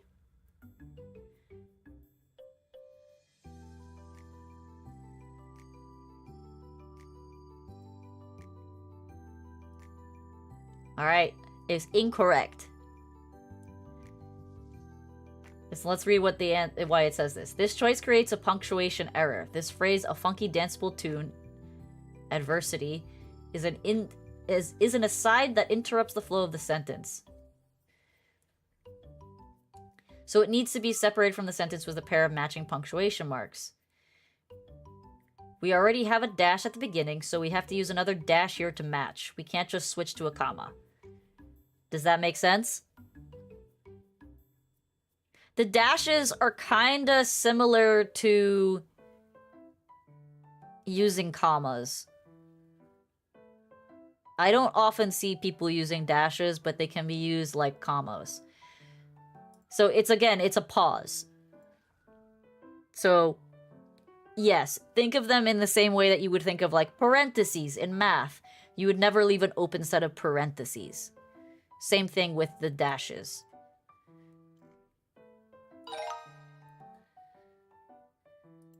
Okay. In 1959, the film industry debuted Smell-O-Vision. Theaters were fitted with specialized vents that emitted odors at specific points in a blank as scents of roses when roses appeared in the scene. Smell-O-Vision failed to impress, however, with one reviewer declaring it briefly weird and not very interesting. Alright, so what is our blank answer?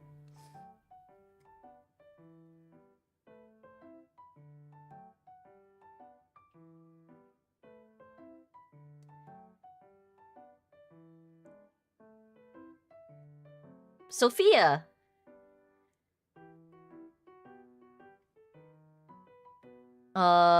Thank you, Sophia, but I am not interested. You say first? That's cheating, Pizza!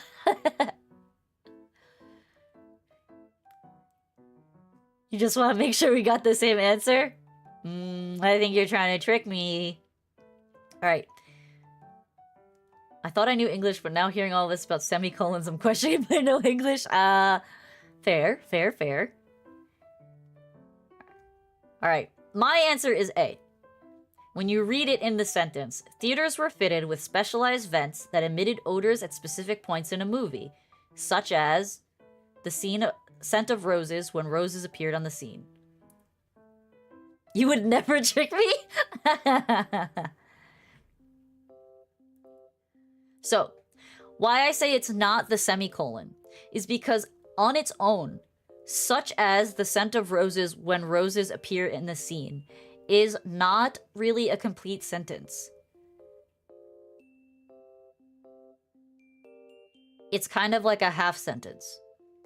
So my guess is the comma, because that is a pause before an explanation.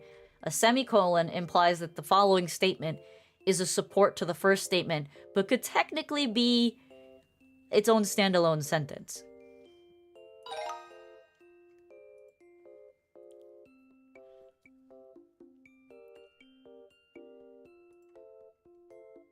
See, my sister and I should open an SAT tutoring center. She's good at math, and I'm good at English. Except for that first question, which was stupid. We're not gonna talk about that question. That question can die in the abyss. Alright. What is with these names? Georges Buzaki, the Biggs Professor of Neuroscience at New York University of Grossman School of Medicine, conducted a study of mice brain cells to investigate blank.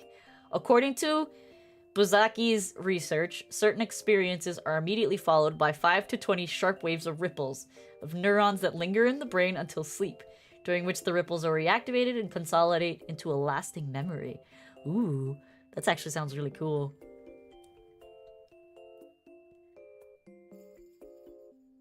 PV, relearning English from an anime girl. I mean... you are watching it. It's a concept best I can't really or truly die. My biggest problem with grammar, a lot of the best writers ignore it, are capable of expressing more emotion and inspiration than anyone who follows the traditional confines of grammar. That's true.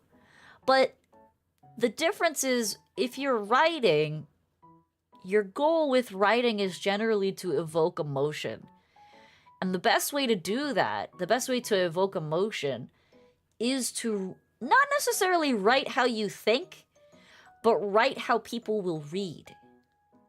So you're going to use things like ...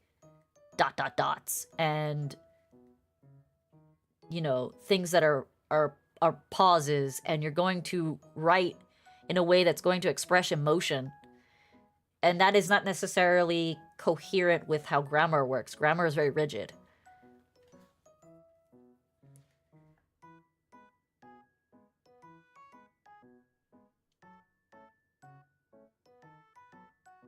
Wait, what do you mean an ellipsis?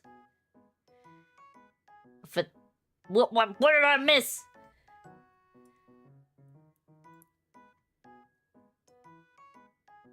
Not A or C. Wait, I didn't do it right, did I? So not A or C?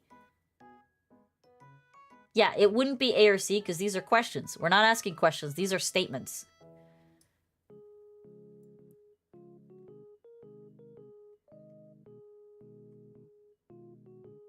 Yeah, oh, you mean the ... is ellipses. Yeah, I did not know that that's what they were called. Or did not recall that that's what they were called. Something like that. Okay, so that is correct. It would not be A or C. But would it be B or would it be D?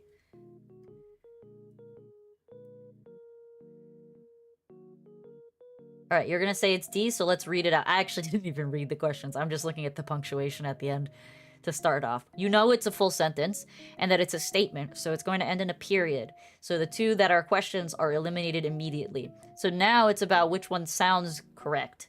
Alright, so we're going to just say, conducted a study of mice brain cells to investigate how mammalian experiences are converted into permanent memories.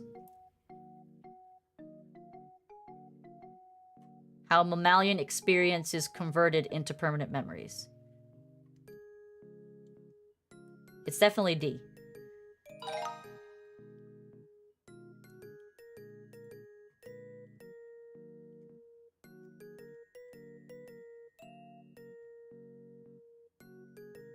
Yeah, D was definitely the right answer. That one sounded weird.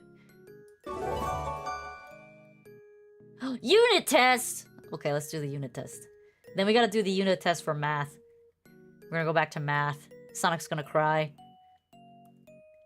Alright, let's do this question.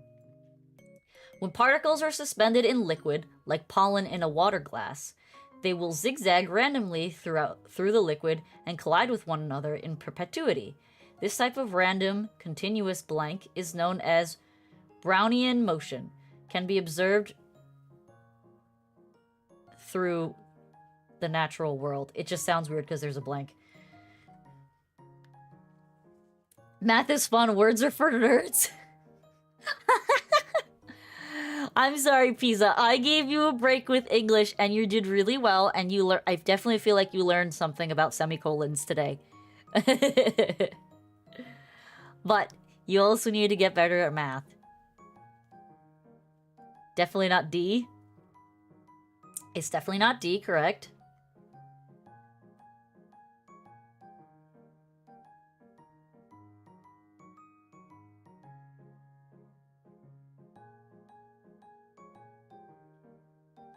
What's our guess here?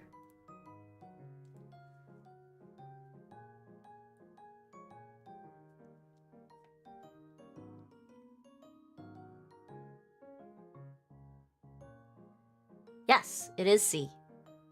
That is correct. I have no idea what you're saying!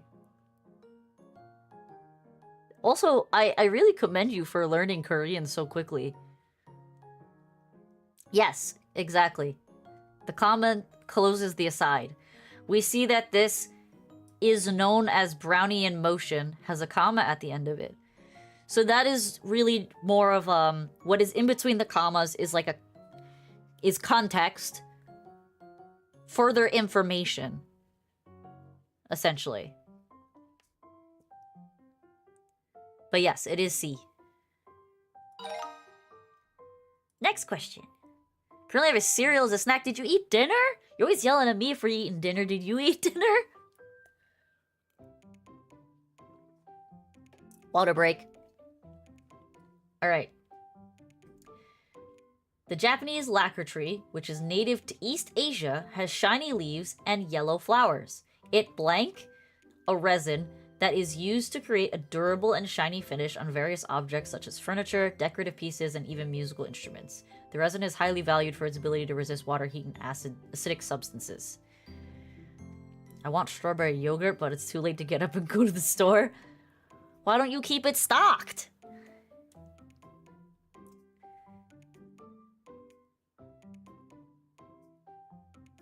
Alright, what's your answer here, Pizza?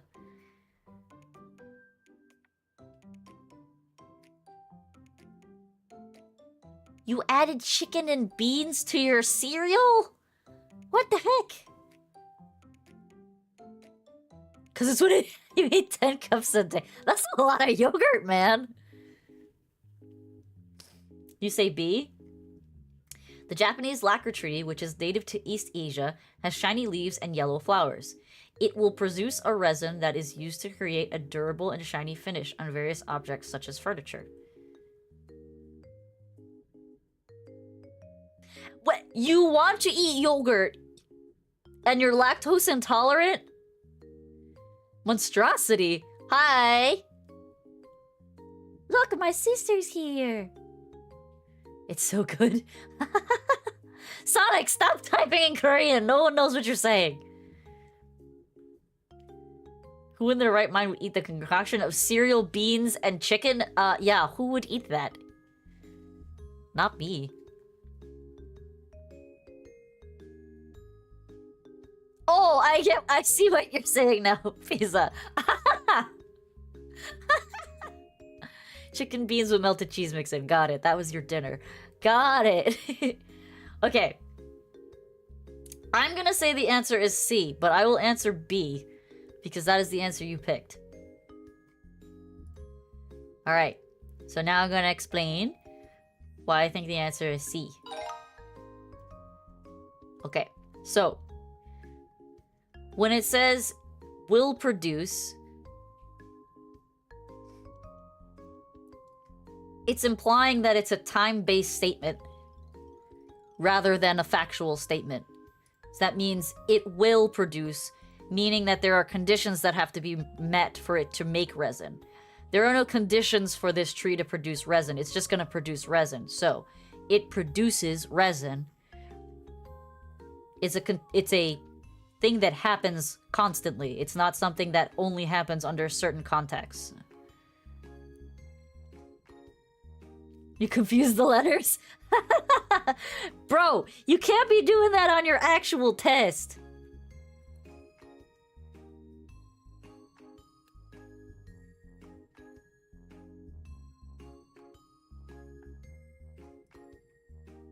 Sister, are you still hiding in the chat? If so, we were gonna do more math. We were taking a math break. We did math for like an hour.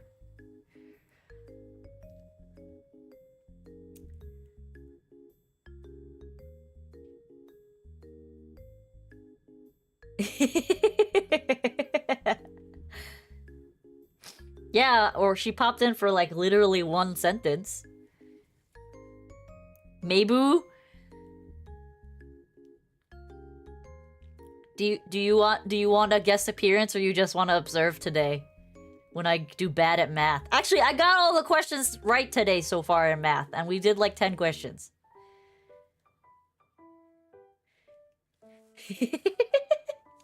All right.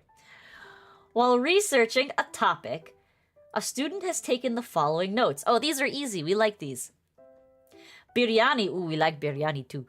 Biryani is a mixed rice dish popular in South Asia. Malabar biryani is a regional variation from the Malabar region in India. Malabar biryani is known for its use of short grain rice as well as the inclusion of green chili paste. Hyderabadi biryani is another regional variation from the city of Hyderabad in India. Hyderabadi biryani is known for its use of long grain rice and spices like cardamom, cinnamon, and cloves.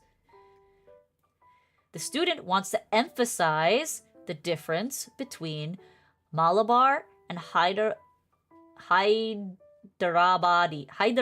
biryani. So that's our goal. That's what we're trying to achieve here. It's kind of like Hyderabadi, you're right.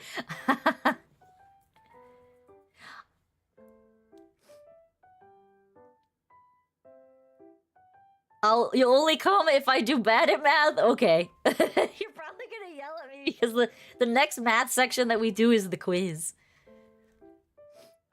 Yeah, my sister, well, she's not married, but she's been in a relationship for almost as long as I've been in a relationship with my husband.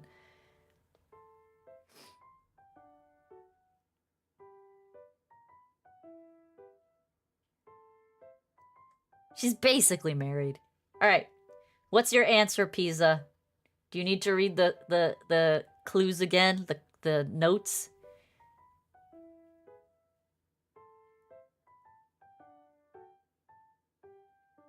Flame is the only single one you can date. That is accurate statement. But as far as I am aware, he is super straight. If you've been dating for more than 2 years, you're basically married. I wouldn't say that's necessarily true, Pisa. My ex and I dated for like 6 years on and off. And yeah. That didn't end well. Yeah, why are you trying to date VTubers when you could date Korean girls? And you actually speak Korean. Oh, okay. Basically engaged, maybe. Yeah, but it was on and off like 4.5 years and then 1.5 years. You look black, man. My brother's not black! What do you mean? Okay. Let's go through the answers. Both Malabar and Hyderabadi biryani are regional variations of a mixed rice dish. So this is a factually true statement about both them, but it's not emphasizing the difference. Malabar biryani, a mixed rice dish from the Malabar region in India, is known for its use of green chili paste and short grain rice. This is only describing one of the two curries.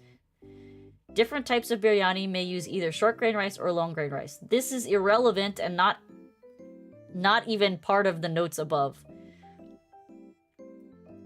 While Malabar biryani is known for its use of short grain rice and green chili paste, Hyderabadi biryani uses long grain rice and spices like cardamom, cinnamon, and clove. Yes, so this is explaining the difference between both of them.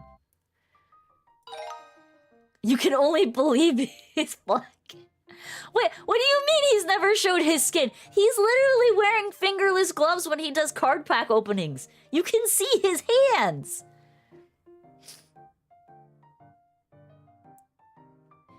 All of the questions you don't actually need to read the prompt. I mean, yeah, true. But it's always good to read the prompt. Actually, BB, why I say you should read the prompt is because one of the questions that we had before, I don't know if you were paying attention, one of the answers was completely false.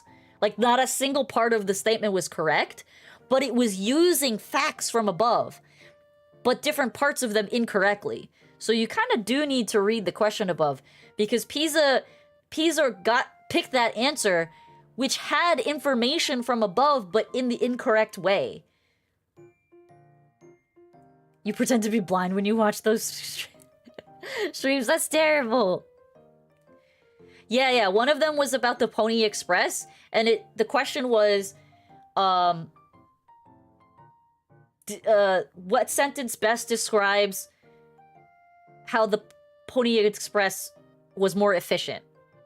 And it said, the answer said that the Pony Express took 22 to 25 days for delivery versus the old horse and buggy, which took 18 months.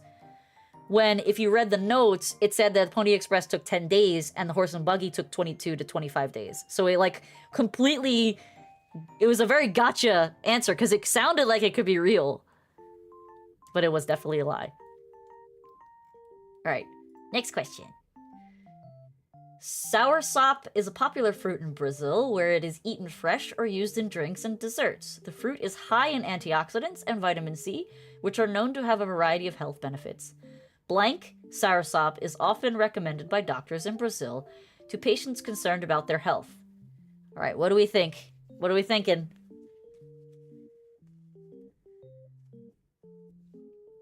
The test is rigged?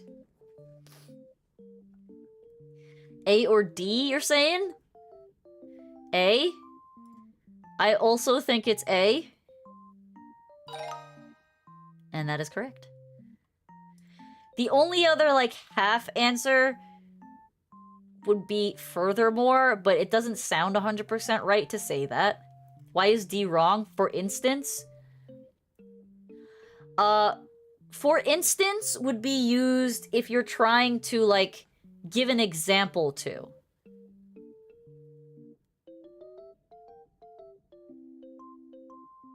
So, this is not really giving an example to. The sentence is a,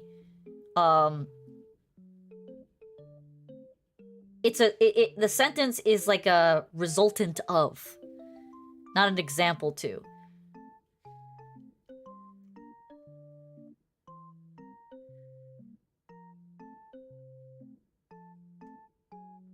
I see why you would pick that as an answer, BB, but it's not technically an example to. So the best way to use for instance would be, let's see if I can think of a sentence that would be the, or a paragraph that would best describe that.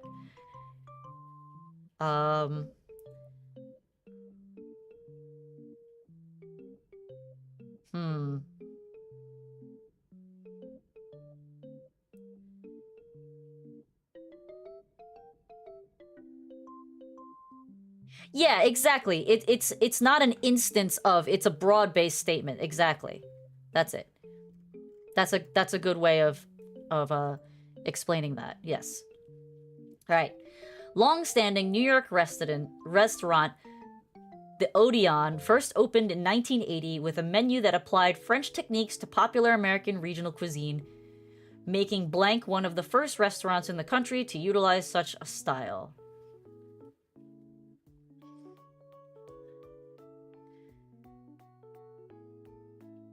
Where is your adopted father who is now an uncle? It's C? It is C, yeah. That one was a really good, a really fast one.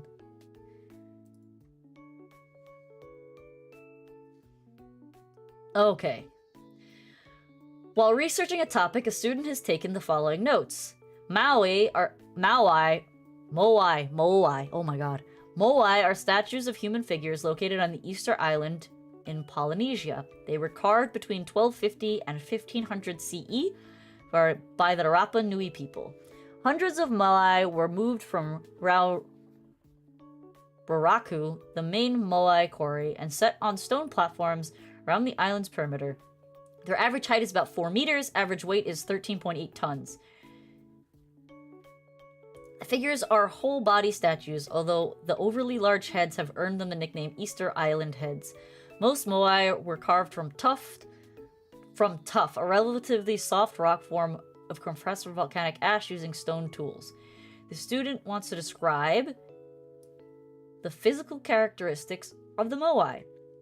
Okay, so when we go back up here, we have descriptions about what it's made of, we have their heights, and we know that they have overly large heads.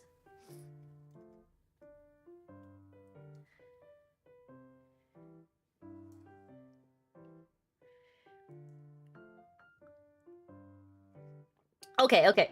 Pizza. Let me correct you. People over 30 in the VTuber world are called hags. That's what we're called.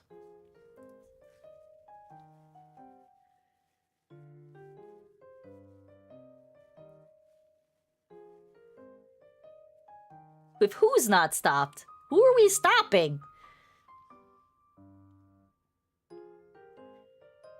It's B. Yeah, it's B.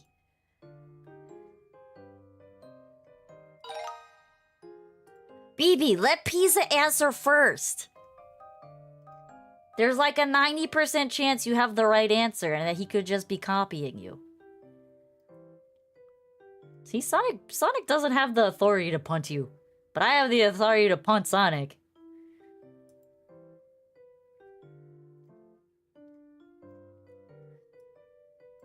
Alright. You are a mini BB? I mean, yes, that's true. But you're still in the growing and learning phase of being a mini BB.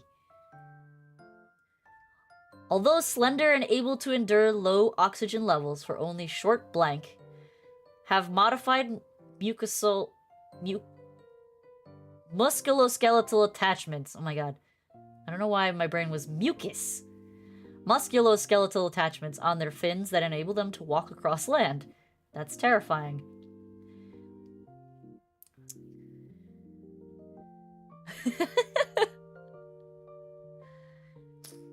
Looks like I need a break. Maybe. Let's finish this test first. What you got? What's your answer?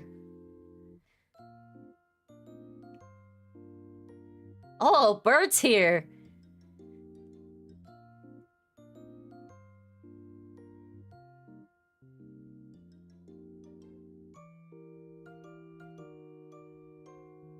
Right. Although slender and able to endure low oxygen levels for only short periods. Epaulet sharks have modified mucoskeletal attachments on their fins that enable them to walk across land. No. I will make you answer these questions quickly. But it's most likely B. Yes, it's B. B is the right answer. I don't want you to rush through questions just because you want to give me a break. We're taking a bunch of mini breaks in between with all the goofiness around here.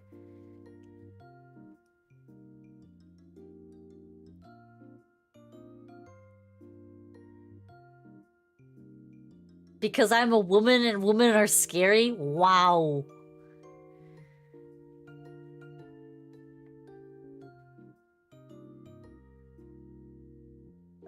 Alright, guys. No more of this tough boy shit.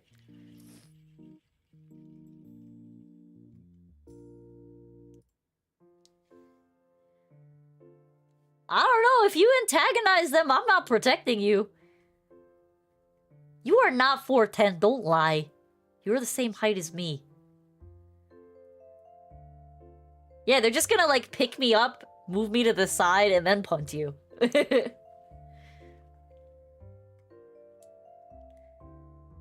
Alright. Honeybees play a crucial role in pollination, supporting both wild ecosystems and human agricultural systems. Blank, their activities affect 70% of the top human food crops, which supply about 90% of the world's nutrition.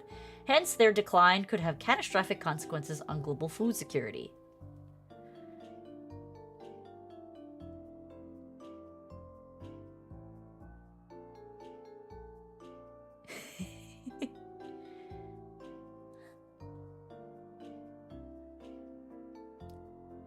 Alright, so you think it's B?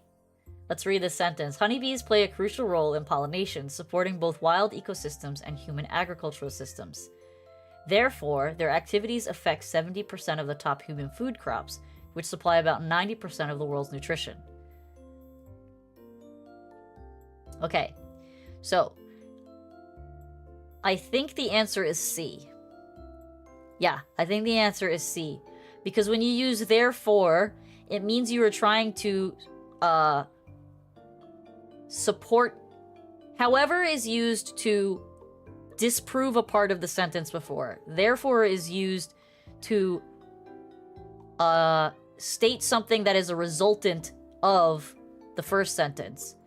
In fact is usually to add emphasis to the first sentence. So when the next statement, when you say, in fact, their activities affect 70% of the top human food chains, it's supposed to be like a wow factor statement. That's kind of why you use in fact. But yes, it is C, Pizza. You are right. All right. 2 more.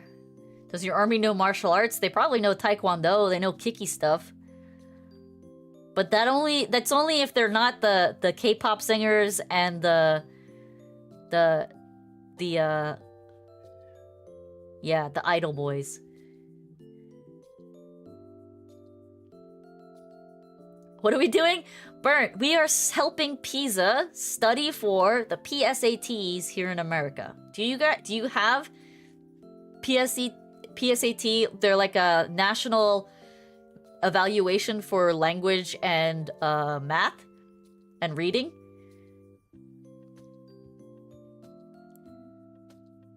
You'll bring BTS and they will sing your ears. Hey, I like BTS. We practiced the Second Amendment here. Oh my god. CXC, is that an evaluation test for high schoolers? Because that's basically what the PSAT is. The PSAT is the practice test. Practice state assessment test. That's what it stands for, PSAT. And then there's the state assessment test that you take the year before you go to college. And colleges use your SAT score to evaluate whether or not they want to accept you into their school.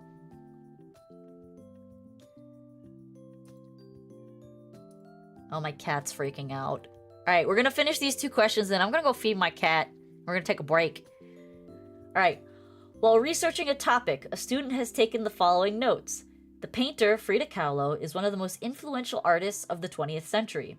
She was born in Coyoacan, Mexico in 1907. She is best known for her vivid and richly symbolic self-portraits. The Two Fridas, 1939, features 2 versions of Kahlo sitting together. One version wears a European-style dress, and the other a traditional Tijuana dress. Tijuana. The student wants to introduce Kahlo to an audience of unfamiliar with the artist. Caribbean Examination Council. Yeah, it kind of sounds like it's similar. You do it in 11th grade? Okay, the 2 years before college then. You have the chance to take the SAT a second time in your senior year, but most people consider that too late. D? I think that is most likely the answer. Because it gives the most information about her. This doesn't give you enough information. It's describing the portrait itself, or the painting itself. This is describing, again, a painting, and this is also describing a painting. This is the one that's actually describing her, and it's describing her in the most detail that it could.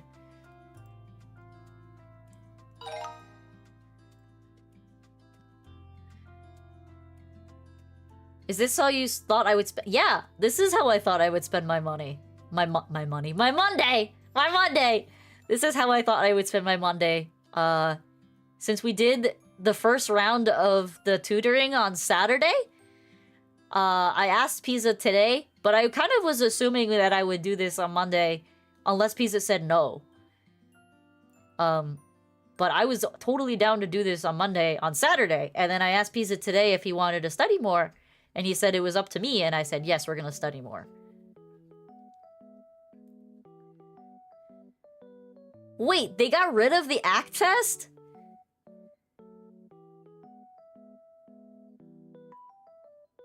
What? Did they actually get rid of it, or is it just they discontinued ACT in 2015? Holy crap! Wait, is that true, sister? You didn't have to take the ACT test? Or were you like the last ones to take the ACT? Because my sister graduated in 2016. Yeah, I know, baby. I feel old too. You took the act? So you were like the last year to take the act?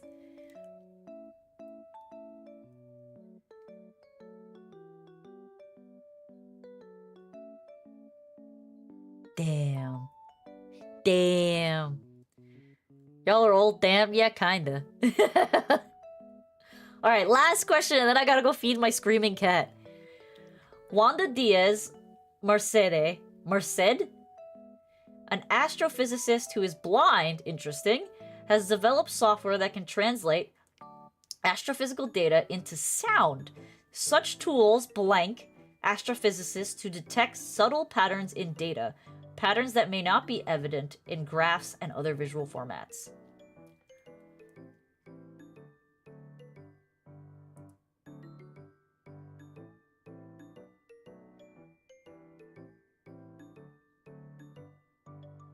My walls and feed my cat for me? I mean, you don't know where I keep the food. Looks like it's online only now. Alright. So you said answer is A? Let's read through the sentence again. Such tools has enabled astrophysicists to detect subtle patterns in data.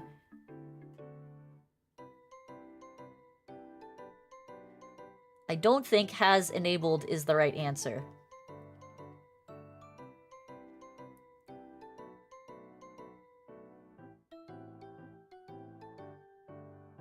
I don't think enables is the right answer either. Such tools enables astrophysicists to detect... Actually, I'm pretty sure it's B.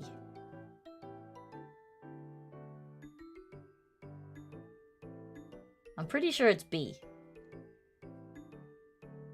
It wouldn't be C because such tools is enabling astrophysicists to detect subtle patterns in data. Doesn't sound right.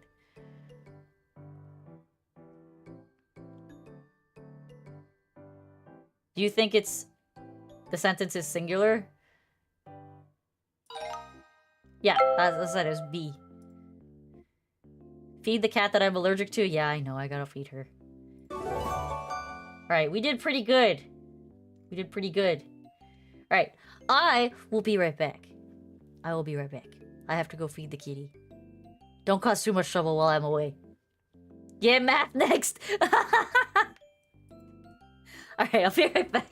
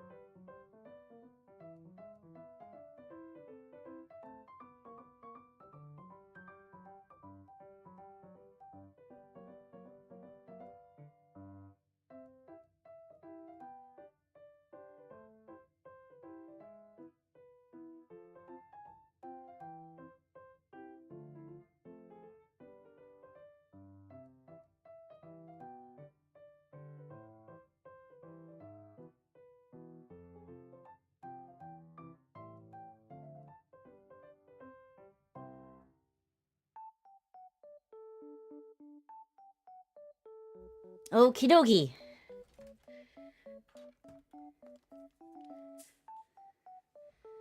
I'm back.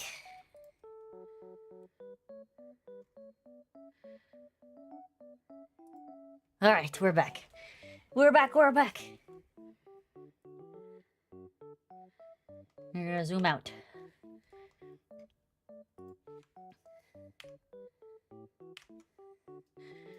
You were thinking? Look at the old chats. Oh god, what did I miss?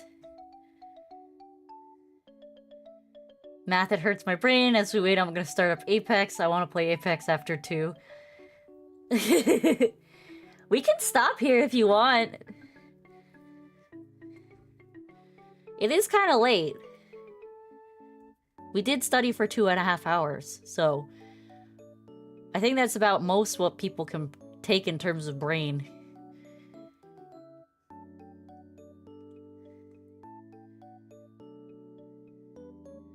Most districts don't require the ACT anymore, and most colleges don't even care what your ACT score is.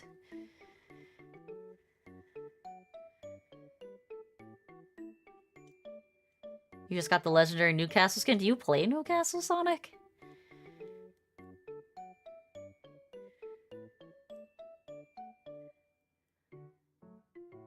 DS3 to switch up?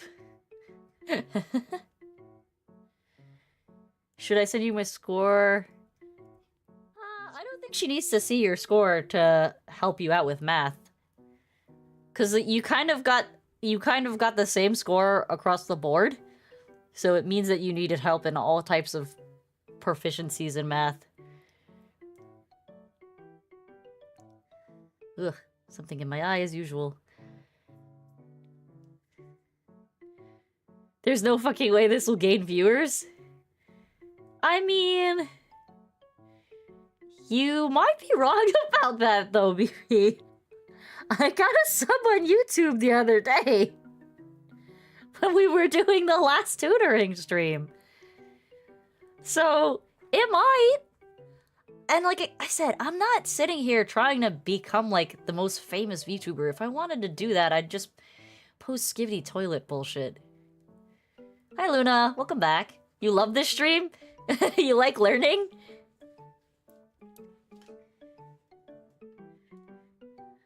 Well, Pizza, I only want to keep going if you feel like you could absorb more information. If you feel like you're at the point where you can't really absorb anymore, then there's no point in me continuing, because your test is tomorrow, and force-feeding you information is likely not to stick.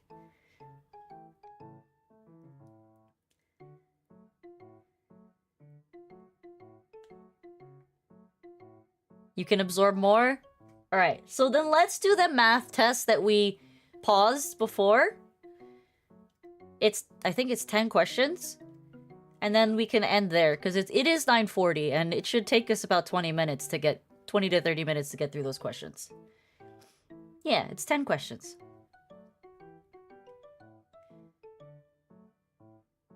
You should have chewed gum with you studied. Yeah, there is something to that, isn't there?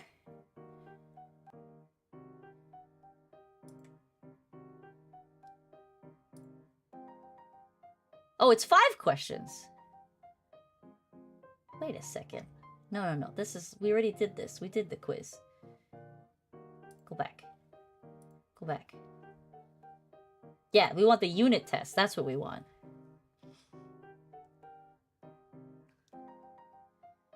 That is true. That is something that works. All right. Let's pull up that handy dandy paint tab again. All right. Let's go, Pizza. Let's go. The paper looks smug. The paper was smug. You were right. All right, what do we got? We have x over 2 equals 6.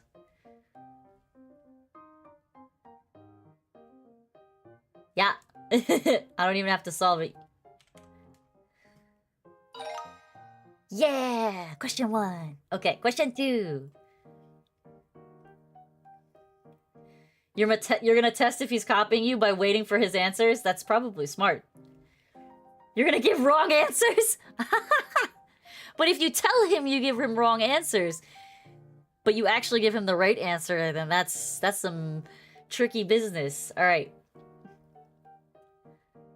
Maybe I won't then. But he'll never know. Derek has $22. Colleen has X dollars. Which of the following represents the total amount of money Derek and Colleen have in dollars? Yes, it is X plus 22. Correct. Alright, next question. Rosanna heads the finance department of a small city. Dang, Rosanna. Boss lady. This year, the budget for the department is $1.32 million. If Rosanna is asked to bring the department's budget to under $1.12 million next year, which of the following can be used to represent X, the amount of money in millions of dollars Rosanna must cut from the department's budget?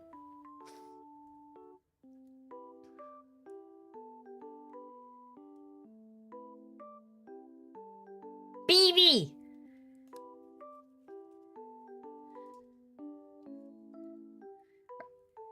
Five kills at 853 damage at Apex solos. What do I get as a reward? That's pretty good. Okay, if Rosanna is asked to bring the department's budget under $1.12 million. Okay, so if we write this out, we have 1.12 million, and we want the budget, which is going to be on the left side, to be less than 1.12.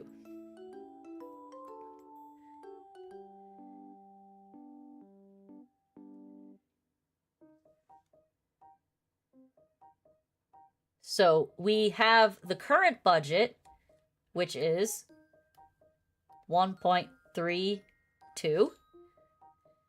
And X is the money that Rosanna must cut from the department's budget.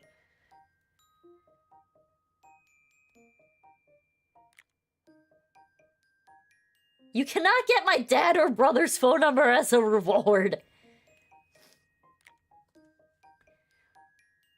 So this is the total current budget.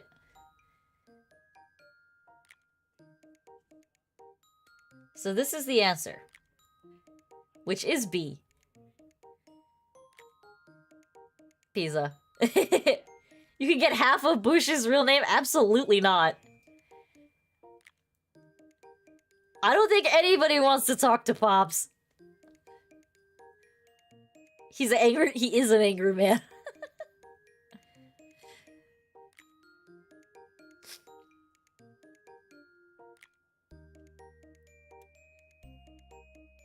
He made someone beautiful like Vesp, so I want to talk to him? I mean, I guess so.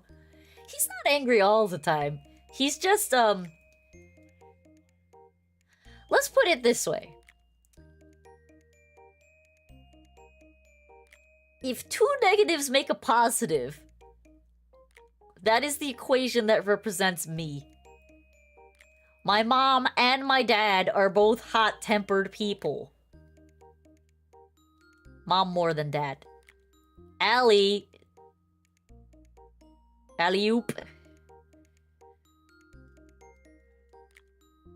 But it doesn't seem to be true for my brother and sister. Actually, I don't know. My brother, he's not very hot-tempered. My sister's hot-tempered, though. She's got no patience.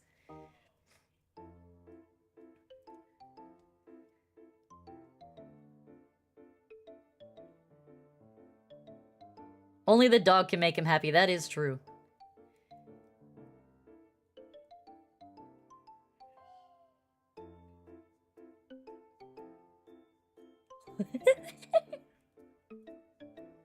This conversation.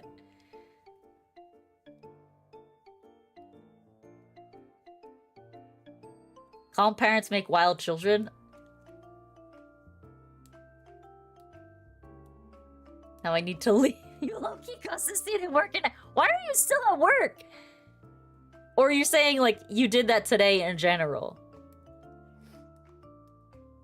So, I would say our mom is smarter than our dad if you're talking about academics. But if you're talking about, like, just general knowledge, Dad is smarter than Mom. He's a better retention for facts than she does. He's a book of useless knowledge. Today in general? Please explain what you did at work. Yeah, sis, part of your day, part of the start of your stream is when you explain the random shenanigans you did during the day. Chat knows all about my crazy coworkers and my flamboyant boss and the drama that ensues in my office. She can't start streaming until I finish her model. I have to put more flowers on her model. She's not 4'10". We've been over this. She's the same height as me. If you remember how tall I am, then you know how tall my sister is. She can do a PNG, but she has her model. It's just like 95% done. Tomorrow's my day off from streaming, so I'm gonna finish the model then. I was being really lazy yesterday. You don't remember shit, BB? Pizza remembers. Okay, there you go. Now, see, you do remember. You guys do remember. Yes. My sister and I are 5'4". We are the same height. Though she would insist that she's like a 1/4 inch taller than me. That's hearsay. Because if we're going by the minutia amounts, I should technically be 5'6" if I didn't have scoliosis.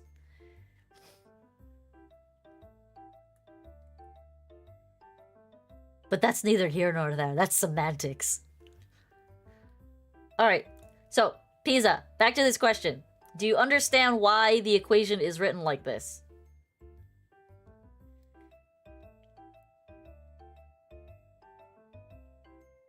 Okay, as long as you understand why it's written like this, then that's all that matters.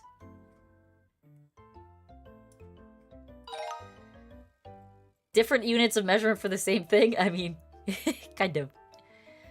I will become shorter than her eventually. Unfortunately, because I have scoliosis and she does not, squiggly spine syndrome will result in me having osteoporosis at some point. And I will get shorter faster than her.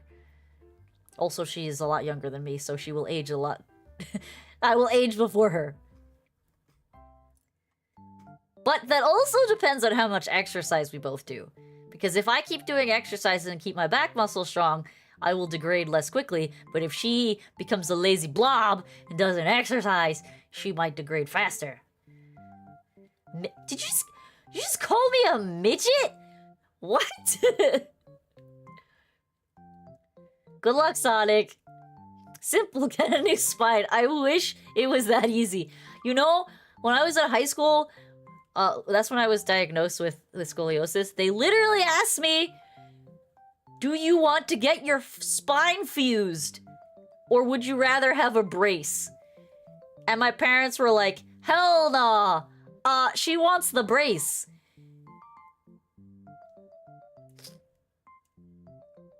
Midget is like 5'2". I think midget is technically, if you're shorter than 4'10", actually. Why do you think I'm a lazy blob? I am health. You wish you were health. Just because you play pickleball doesn't make you health. Your brother is a midget, like an actual dwarf? Or are you just making fun of him because he's shorter than you? Yeah, I'm pretty sure midget is 4'10". Alright, let's clear the board. Yeah, no, he really is? Oh, okay. He's 4'7", but is he still a child? Or is he just actually 4'7" as an adult? Your cousins? That must be the weirdest family reunion, BB.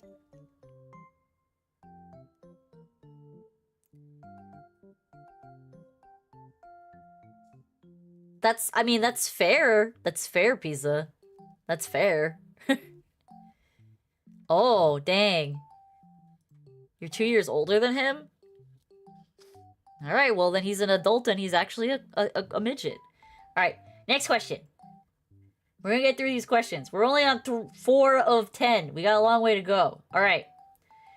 Graph question. The shaded region of the graph represents the solution set to an inequality. Which of the following could be the inequality? What you got, Pisa?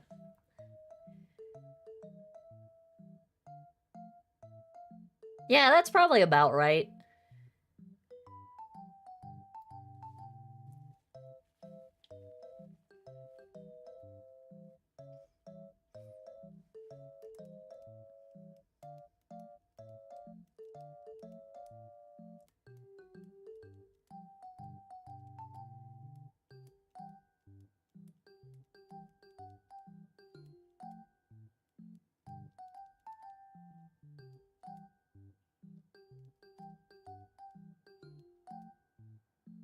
$69 is not even an answer on the board, Luna. But you were correct. It is C. Okay, do you know why it's C though? So, we know that this is an inequality equation. When it is greater than or equal to, the top part of this would be shaded.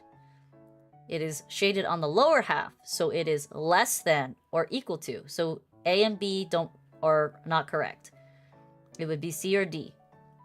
Now, you know that it crosses the y-intersect at -3. Both of them have -3 in the equation. So this is how we know it crosses the y-intersect at -3. And then if you look at the slope, you have either a -3/4 slope or a -4/3 slope. -4/3 slope means that it's going to drop, or it's going to move across the x-axis, or rather, blah, blah, blah, blah. The slope is going to move 3/4 for every 1 on the x. So 1 on the x, and it goes 3/4 down.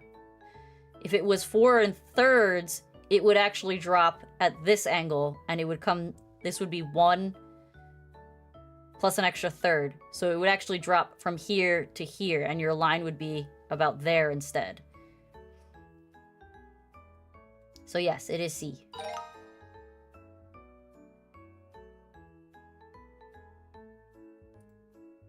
All right.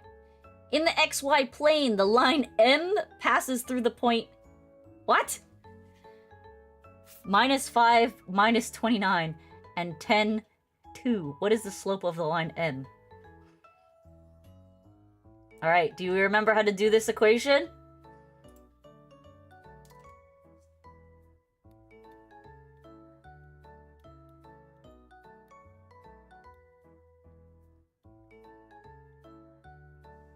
That's our equation.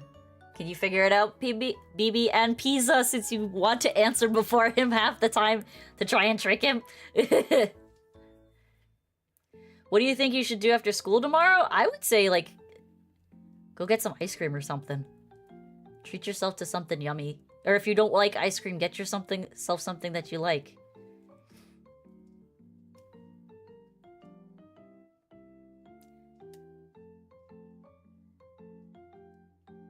Alright, so this is our equation. So we're looking at -2 minus -29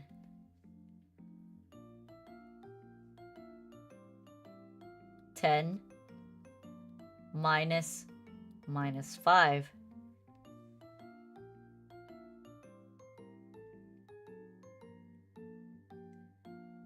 So you have, technically, this is now a positive. So you have 27, because this will be positive, it would be plus 29. So -2 plus 29 is 27, over 10 plus 5, 15. Why is this a stupid number?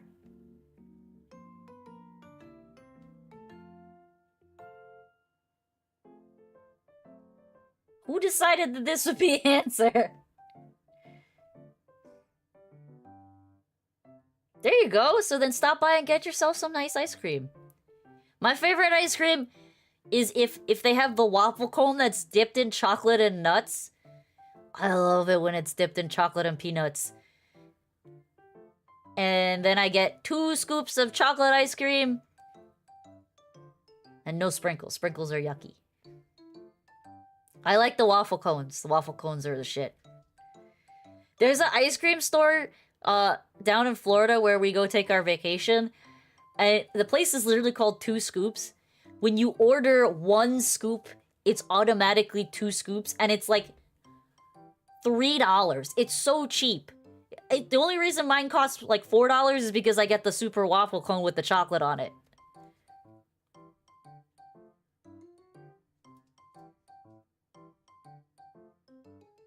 I think if you want to, I think you should go to the rec center, get some endorphins, and then get ice cream as a treat. Working out is always good. Ah, it's a PSAT, baby. But yeah, it is a big test day. It's definitely mentally straining. Alright, do I just put in 27 over 15 and see what it says? Wow, it accepted that as an answer. I thought it was gonna ask me to, like, simplify it to a decimal or something. Okay. Next question. We're halfway through. We got 5 more to go. Ugh, something in my eye again. Okay. We have 2 equations. Consider the given system of equations. How many XY solutions does this system have?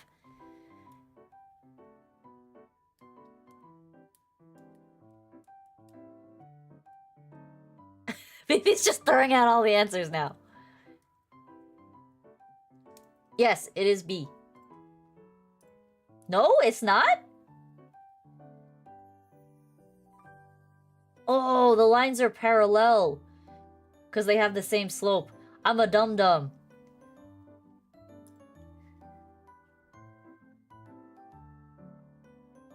I wasn't looking at that. Yeah, they have the same slope, 2x. Alright. Next question. 2w plus 4. Carly is cutting a piece of paper stock based on the width of a photo. The expression above describes the length of the paper stock in inches for a photo that is w inches wide. If the photo is 8.5 inches wide, what is the length of the paper stock in inches? Okay, so 2w, whoops, that's not a w, plus 4 equals L, length. Yeah, this is just a plug and play. What's the answer, Pizza, before I solve it?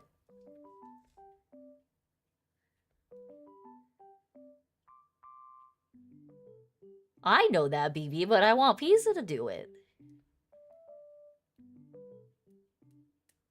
Read the question. You have an equation 2w plus 4. Carly is cutting a piece of paper stock based on the width of a photo.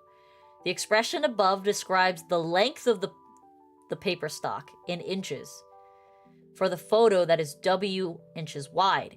If the photo is 8.5 inches wide, what is the length of the paper stock in inches?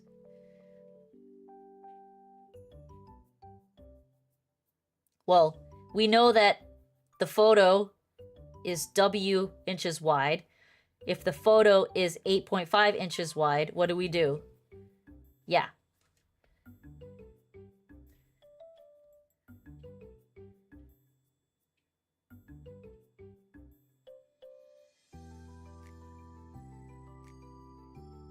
We're trying to solve for L.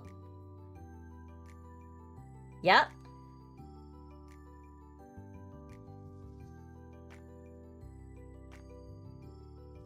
Okay. So 8.5 times 2 is...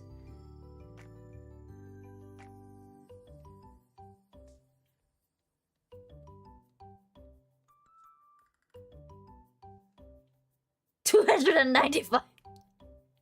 17. 17 plus 4 is...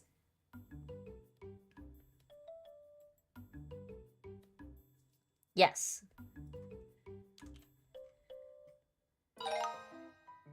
Alrighty.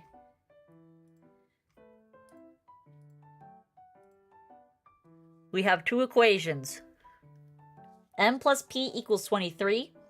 M minus 7 equals P. The given systems of equations relates M, the number of shirts Maria owns, and P, the number of shirts Phil owns. Which of the following is the best interpretation of the number 7 in the system?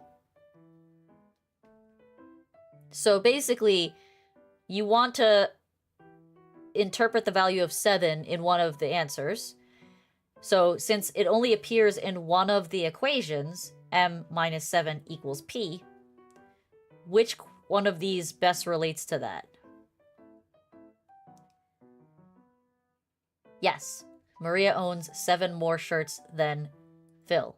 So Maria's number of shirts minus 7 is the number of Phil's shirts. That's correct.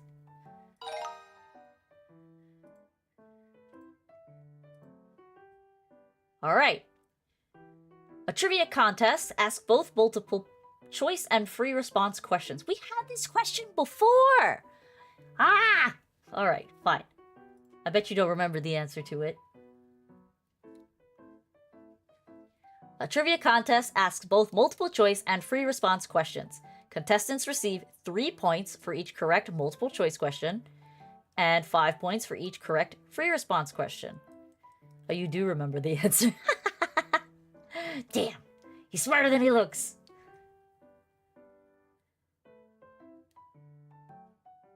Well, if Eva advanced to the next round of contests... No, he's right. He's right. They have to have more than 60 points. Where is it? Must score more than 60 points. If it said more than or equal to, then it would be B. You still think the answer is 69? You're not playing the right game here, Luna. Alright. I think we had this question too.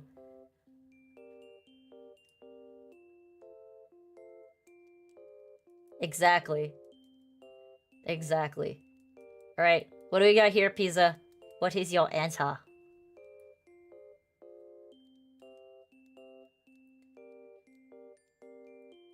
Yes, it is in fact D.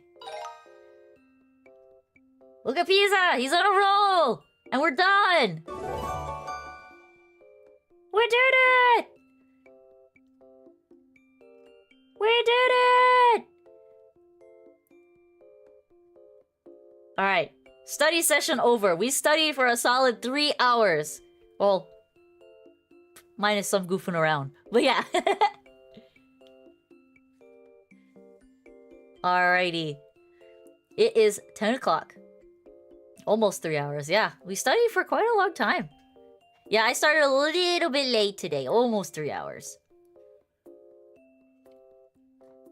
Alright. I think Pizu's gonna do great on the test. He just needs to focus on reading things carefully. I know you have a time limit for this test, but as long as you read these carefully and read things twice, that is the rule my teacher always told me. Read things carefully, read things twice.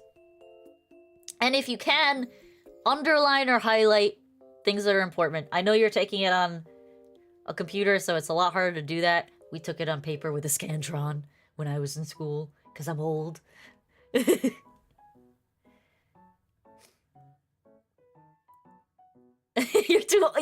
are enjoying it quite a lot, BB. I was actually surprised how enthusiastically you've been participating.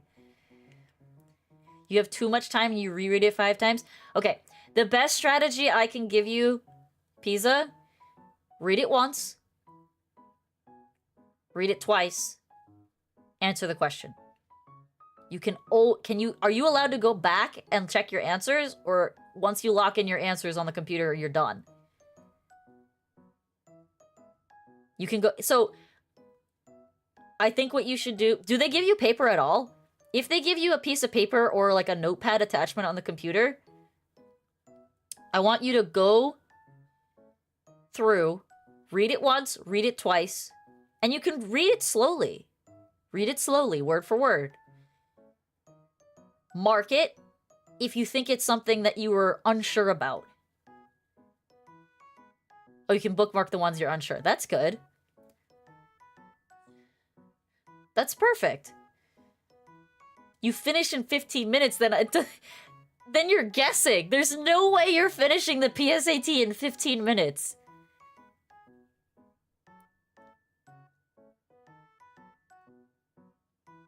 Oh, 15 minutes left. Okay.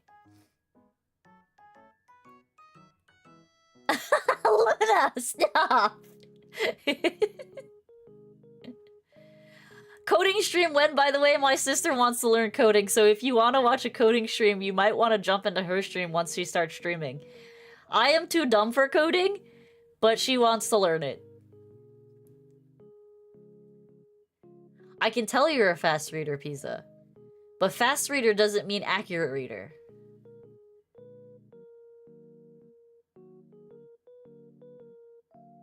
You want to learn coding and cybersecurity? I thought you wanted to learn engineering! Well, my sister wants to learn Python, so she might be doing her coding classes on stream. We'll see. If she wants someone to help her, you'd love to help her? Well, we'll see. We'll see. Because I think she wants to learn Python for business purposes.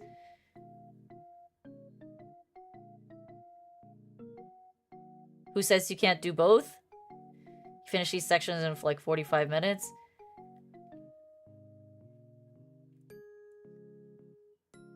I mean, if you're good at reading and you're reading it accurately, then that's fantastic. Finish. If you're confident in the English section, I encourage you to complete it how you can complete it. I'm not trying to get you to second guess your answers. I just want you to be careful when you take the test, because I think you're capable of getting a very high score on this test. You've proven to me today that you grasp concepts, and you picked up on things that you were fuzzy on pretty quickly. So I am confident that you can do well. We didn't study as much math as I thought we'd get through. We really only went through algebra. But I still think you'll do well, because a lot of the math questions that we were given were more about reading than actual math, like the ones where it's asking you to write problems.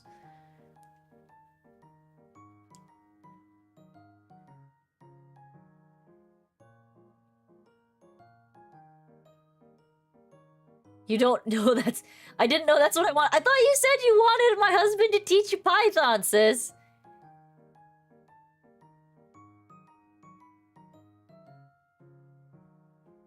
Start with C++. I mean, yeah, that's what everyone starts with, but I'm bad at that. You said you wanted him to teach you Python! Like, a year ago!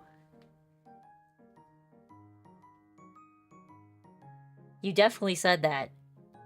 Because I told you to talk to him. Just like I told you to tell your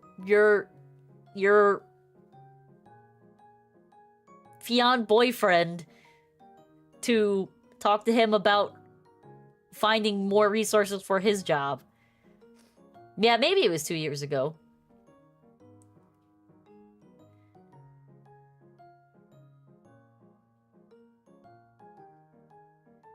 I think you're gonna do fine, Pizza.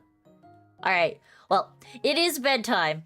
It is bedtime. We studied for 3 hours. I am very proud of everybody who participated. We learned a lot today. I learned some stuff. You learned some stuff. We made some mistakes, but we corrected them. We had one stupid question that we're not gonna talk about ever again. And I think Pizza is gonna do great on his test. So, good luck tomorrow, Pizza. And hit the gym and get some ice cream after. But yeah, have a wonderful night, everyone. Thank you for joining. And we will be back streaming on Wednesday, where I will be working on my brother's model. So, have a wonderful night. Bye-bye! My sister's channel name, she hasn't made her channel yet, but she is in our Discord. Her name is Shimomo, and when she makes her channel, it will be some variation of that. I don't know if she intends on giving herself a last name, but her name is Shimomo, and she is a polar bear craft VTuber. Very cute, very cute. Alright, good night everybody, I'll see you on Wednesday. You're a bit afraid of contacting her?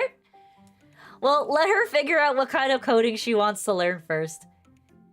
But you can message her in the Discord rather than private messaging her if you want to get involved with other people in the conversation. But if you're interested in coding and you have advice to give, start with that. And start in the Discord. Alright, good night everybody. Bye-bye.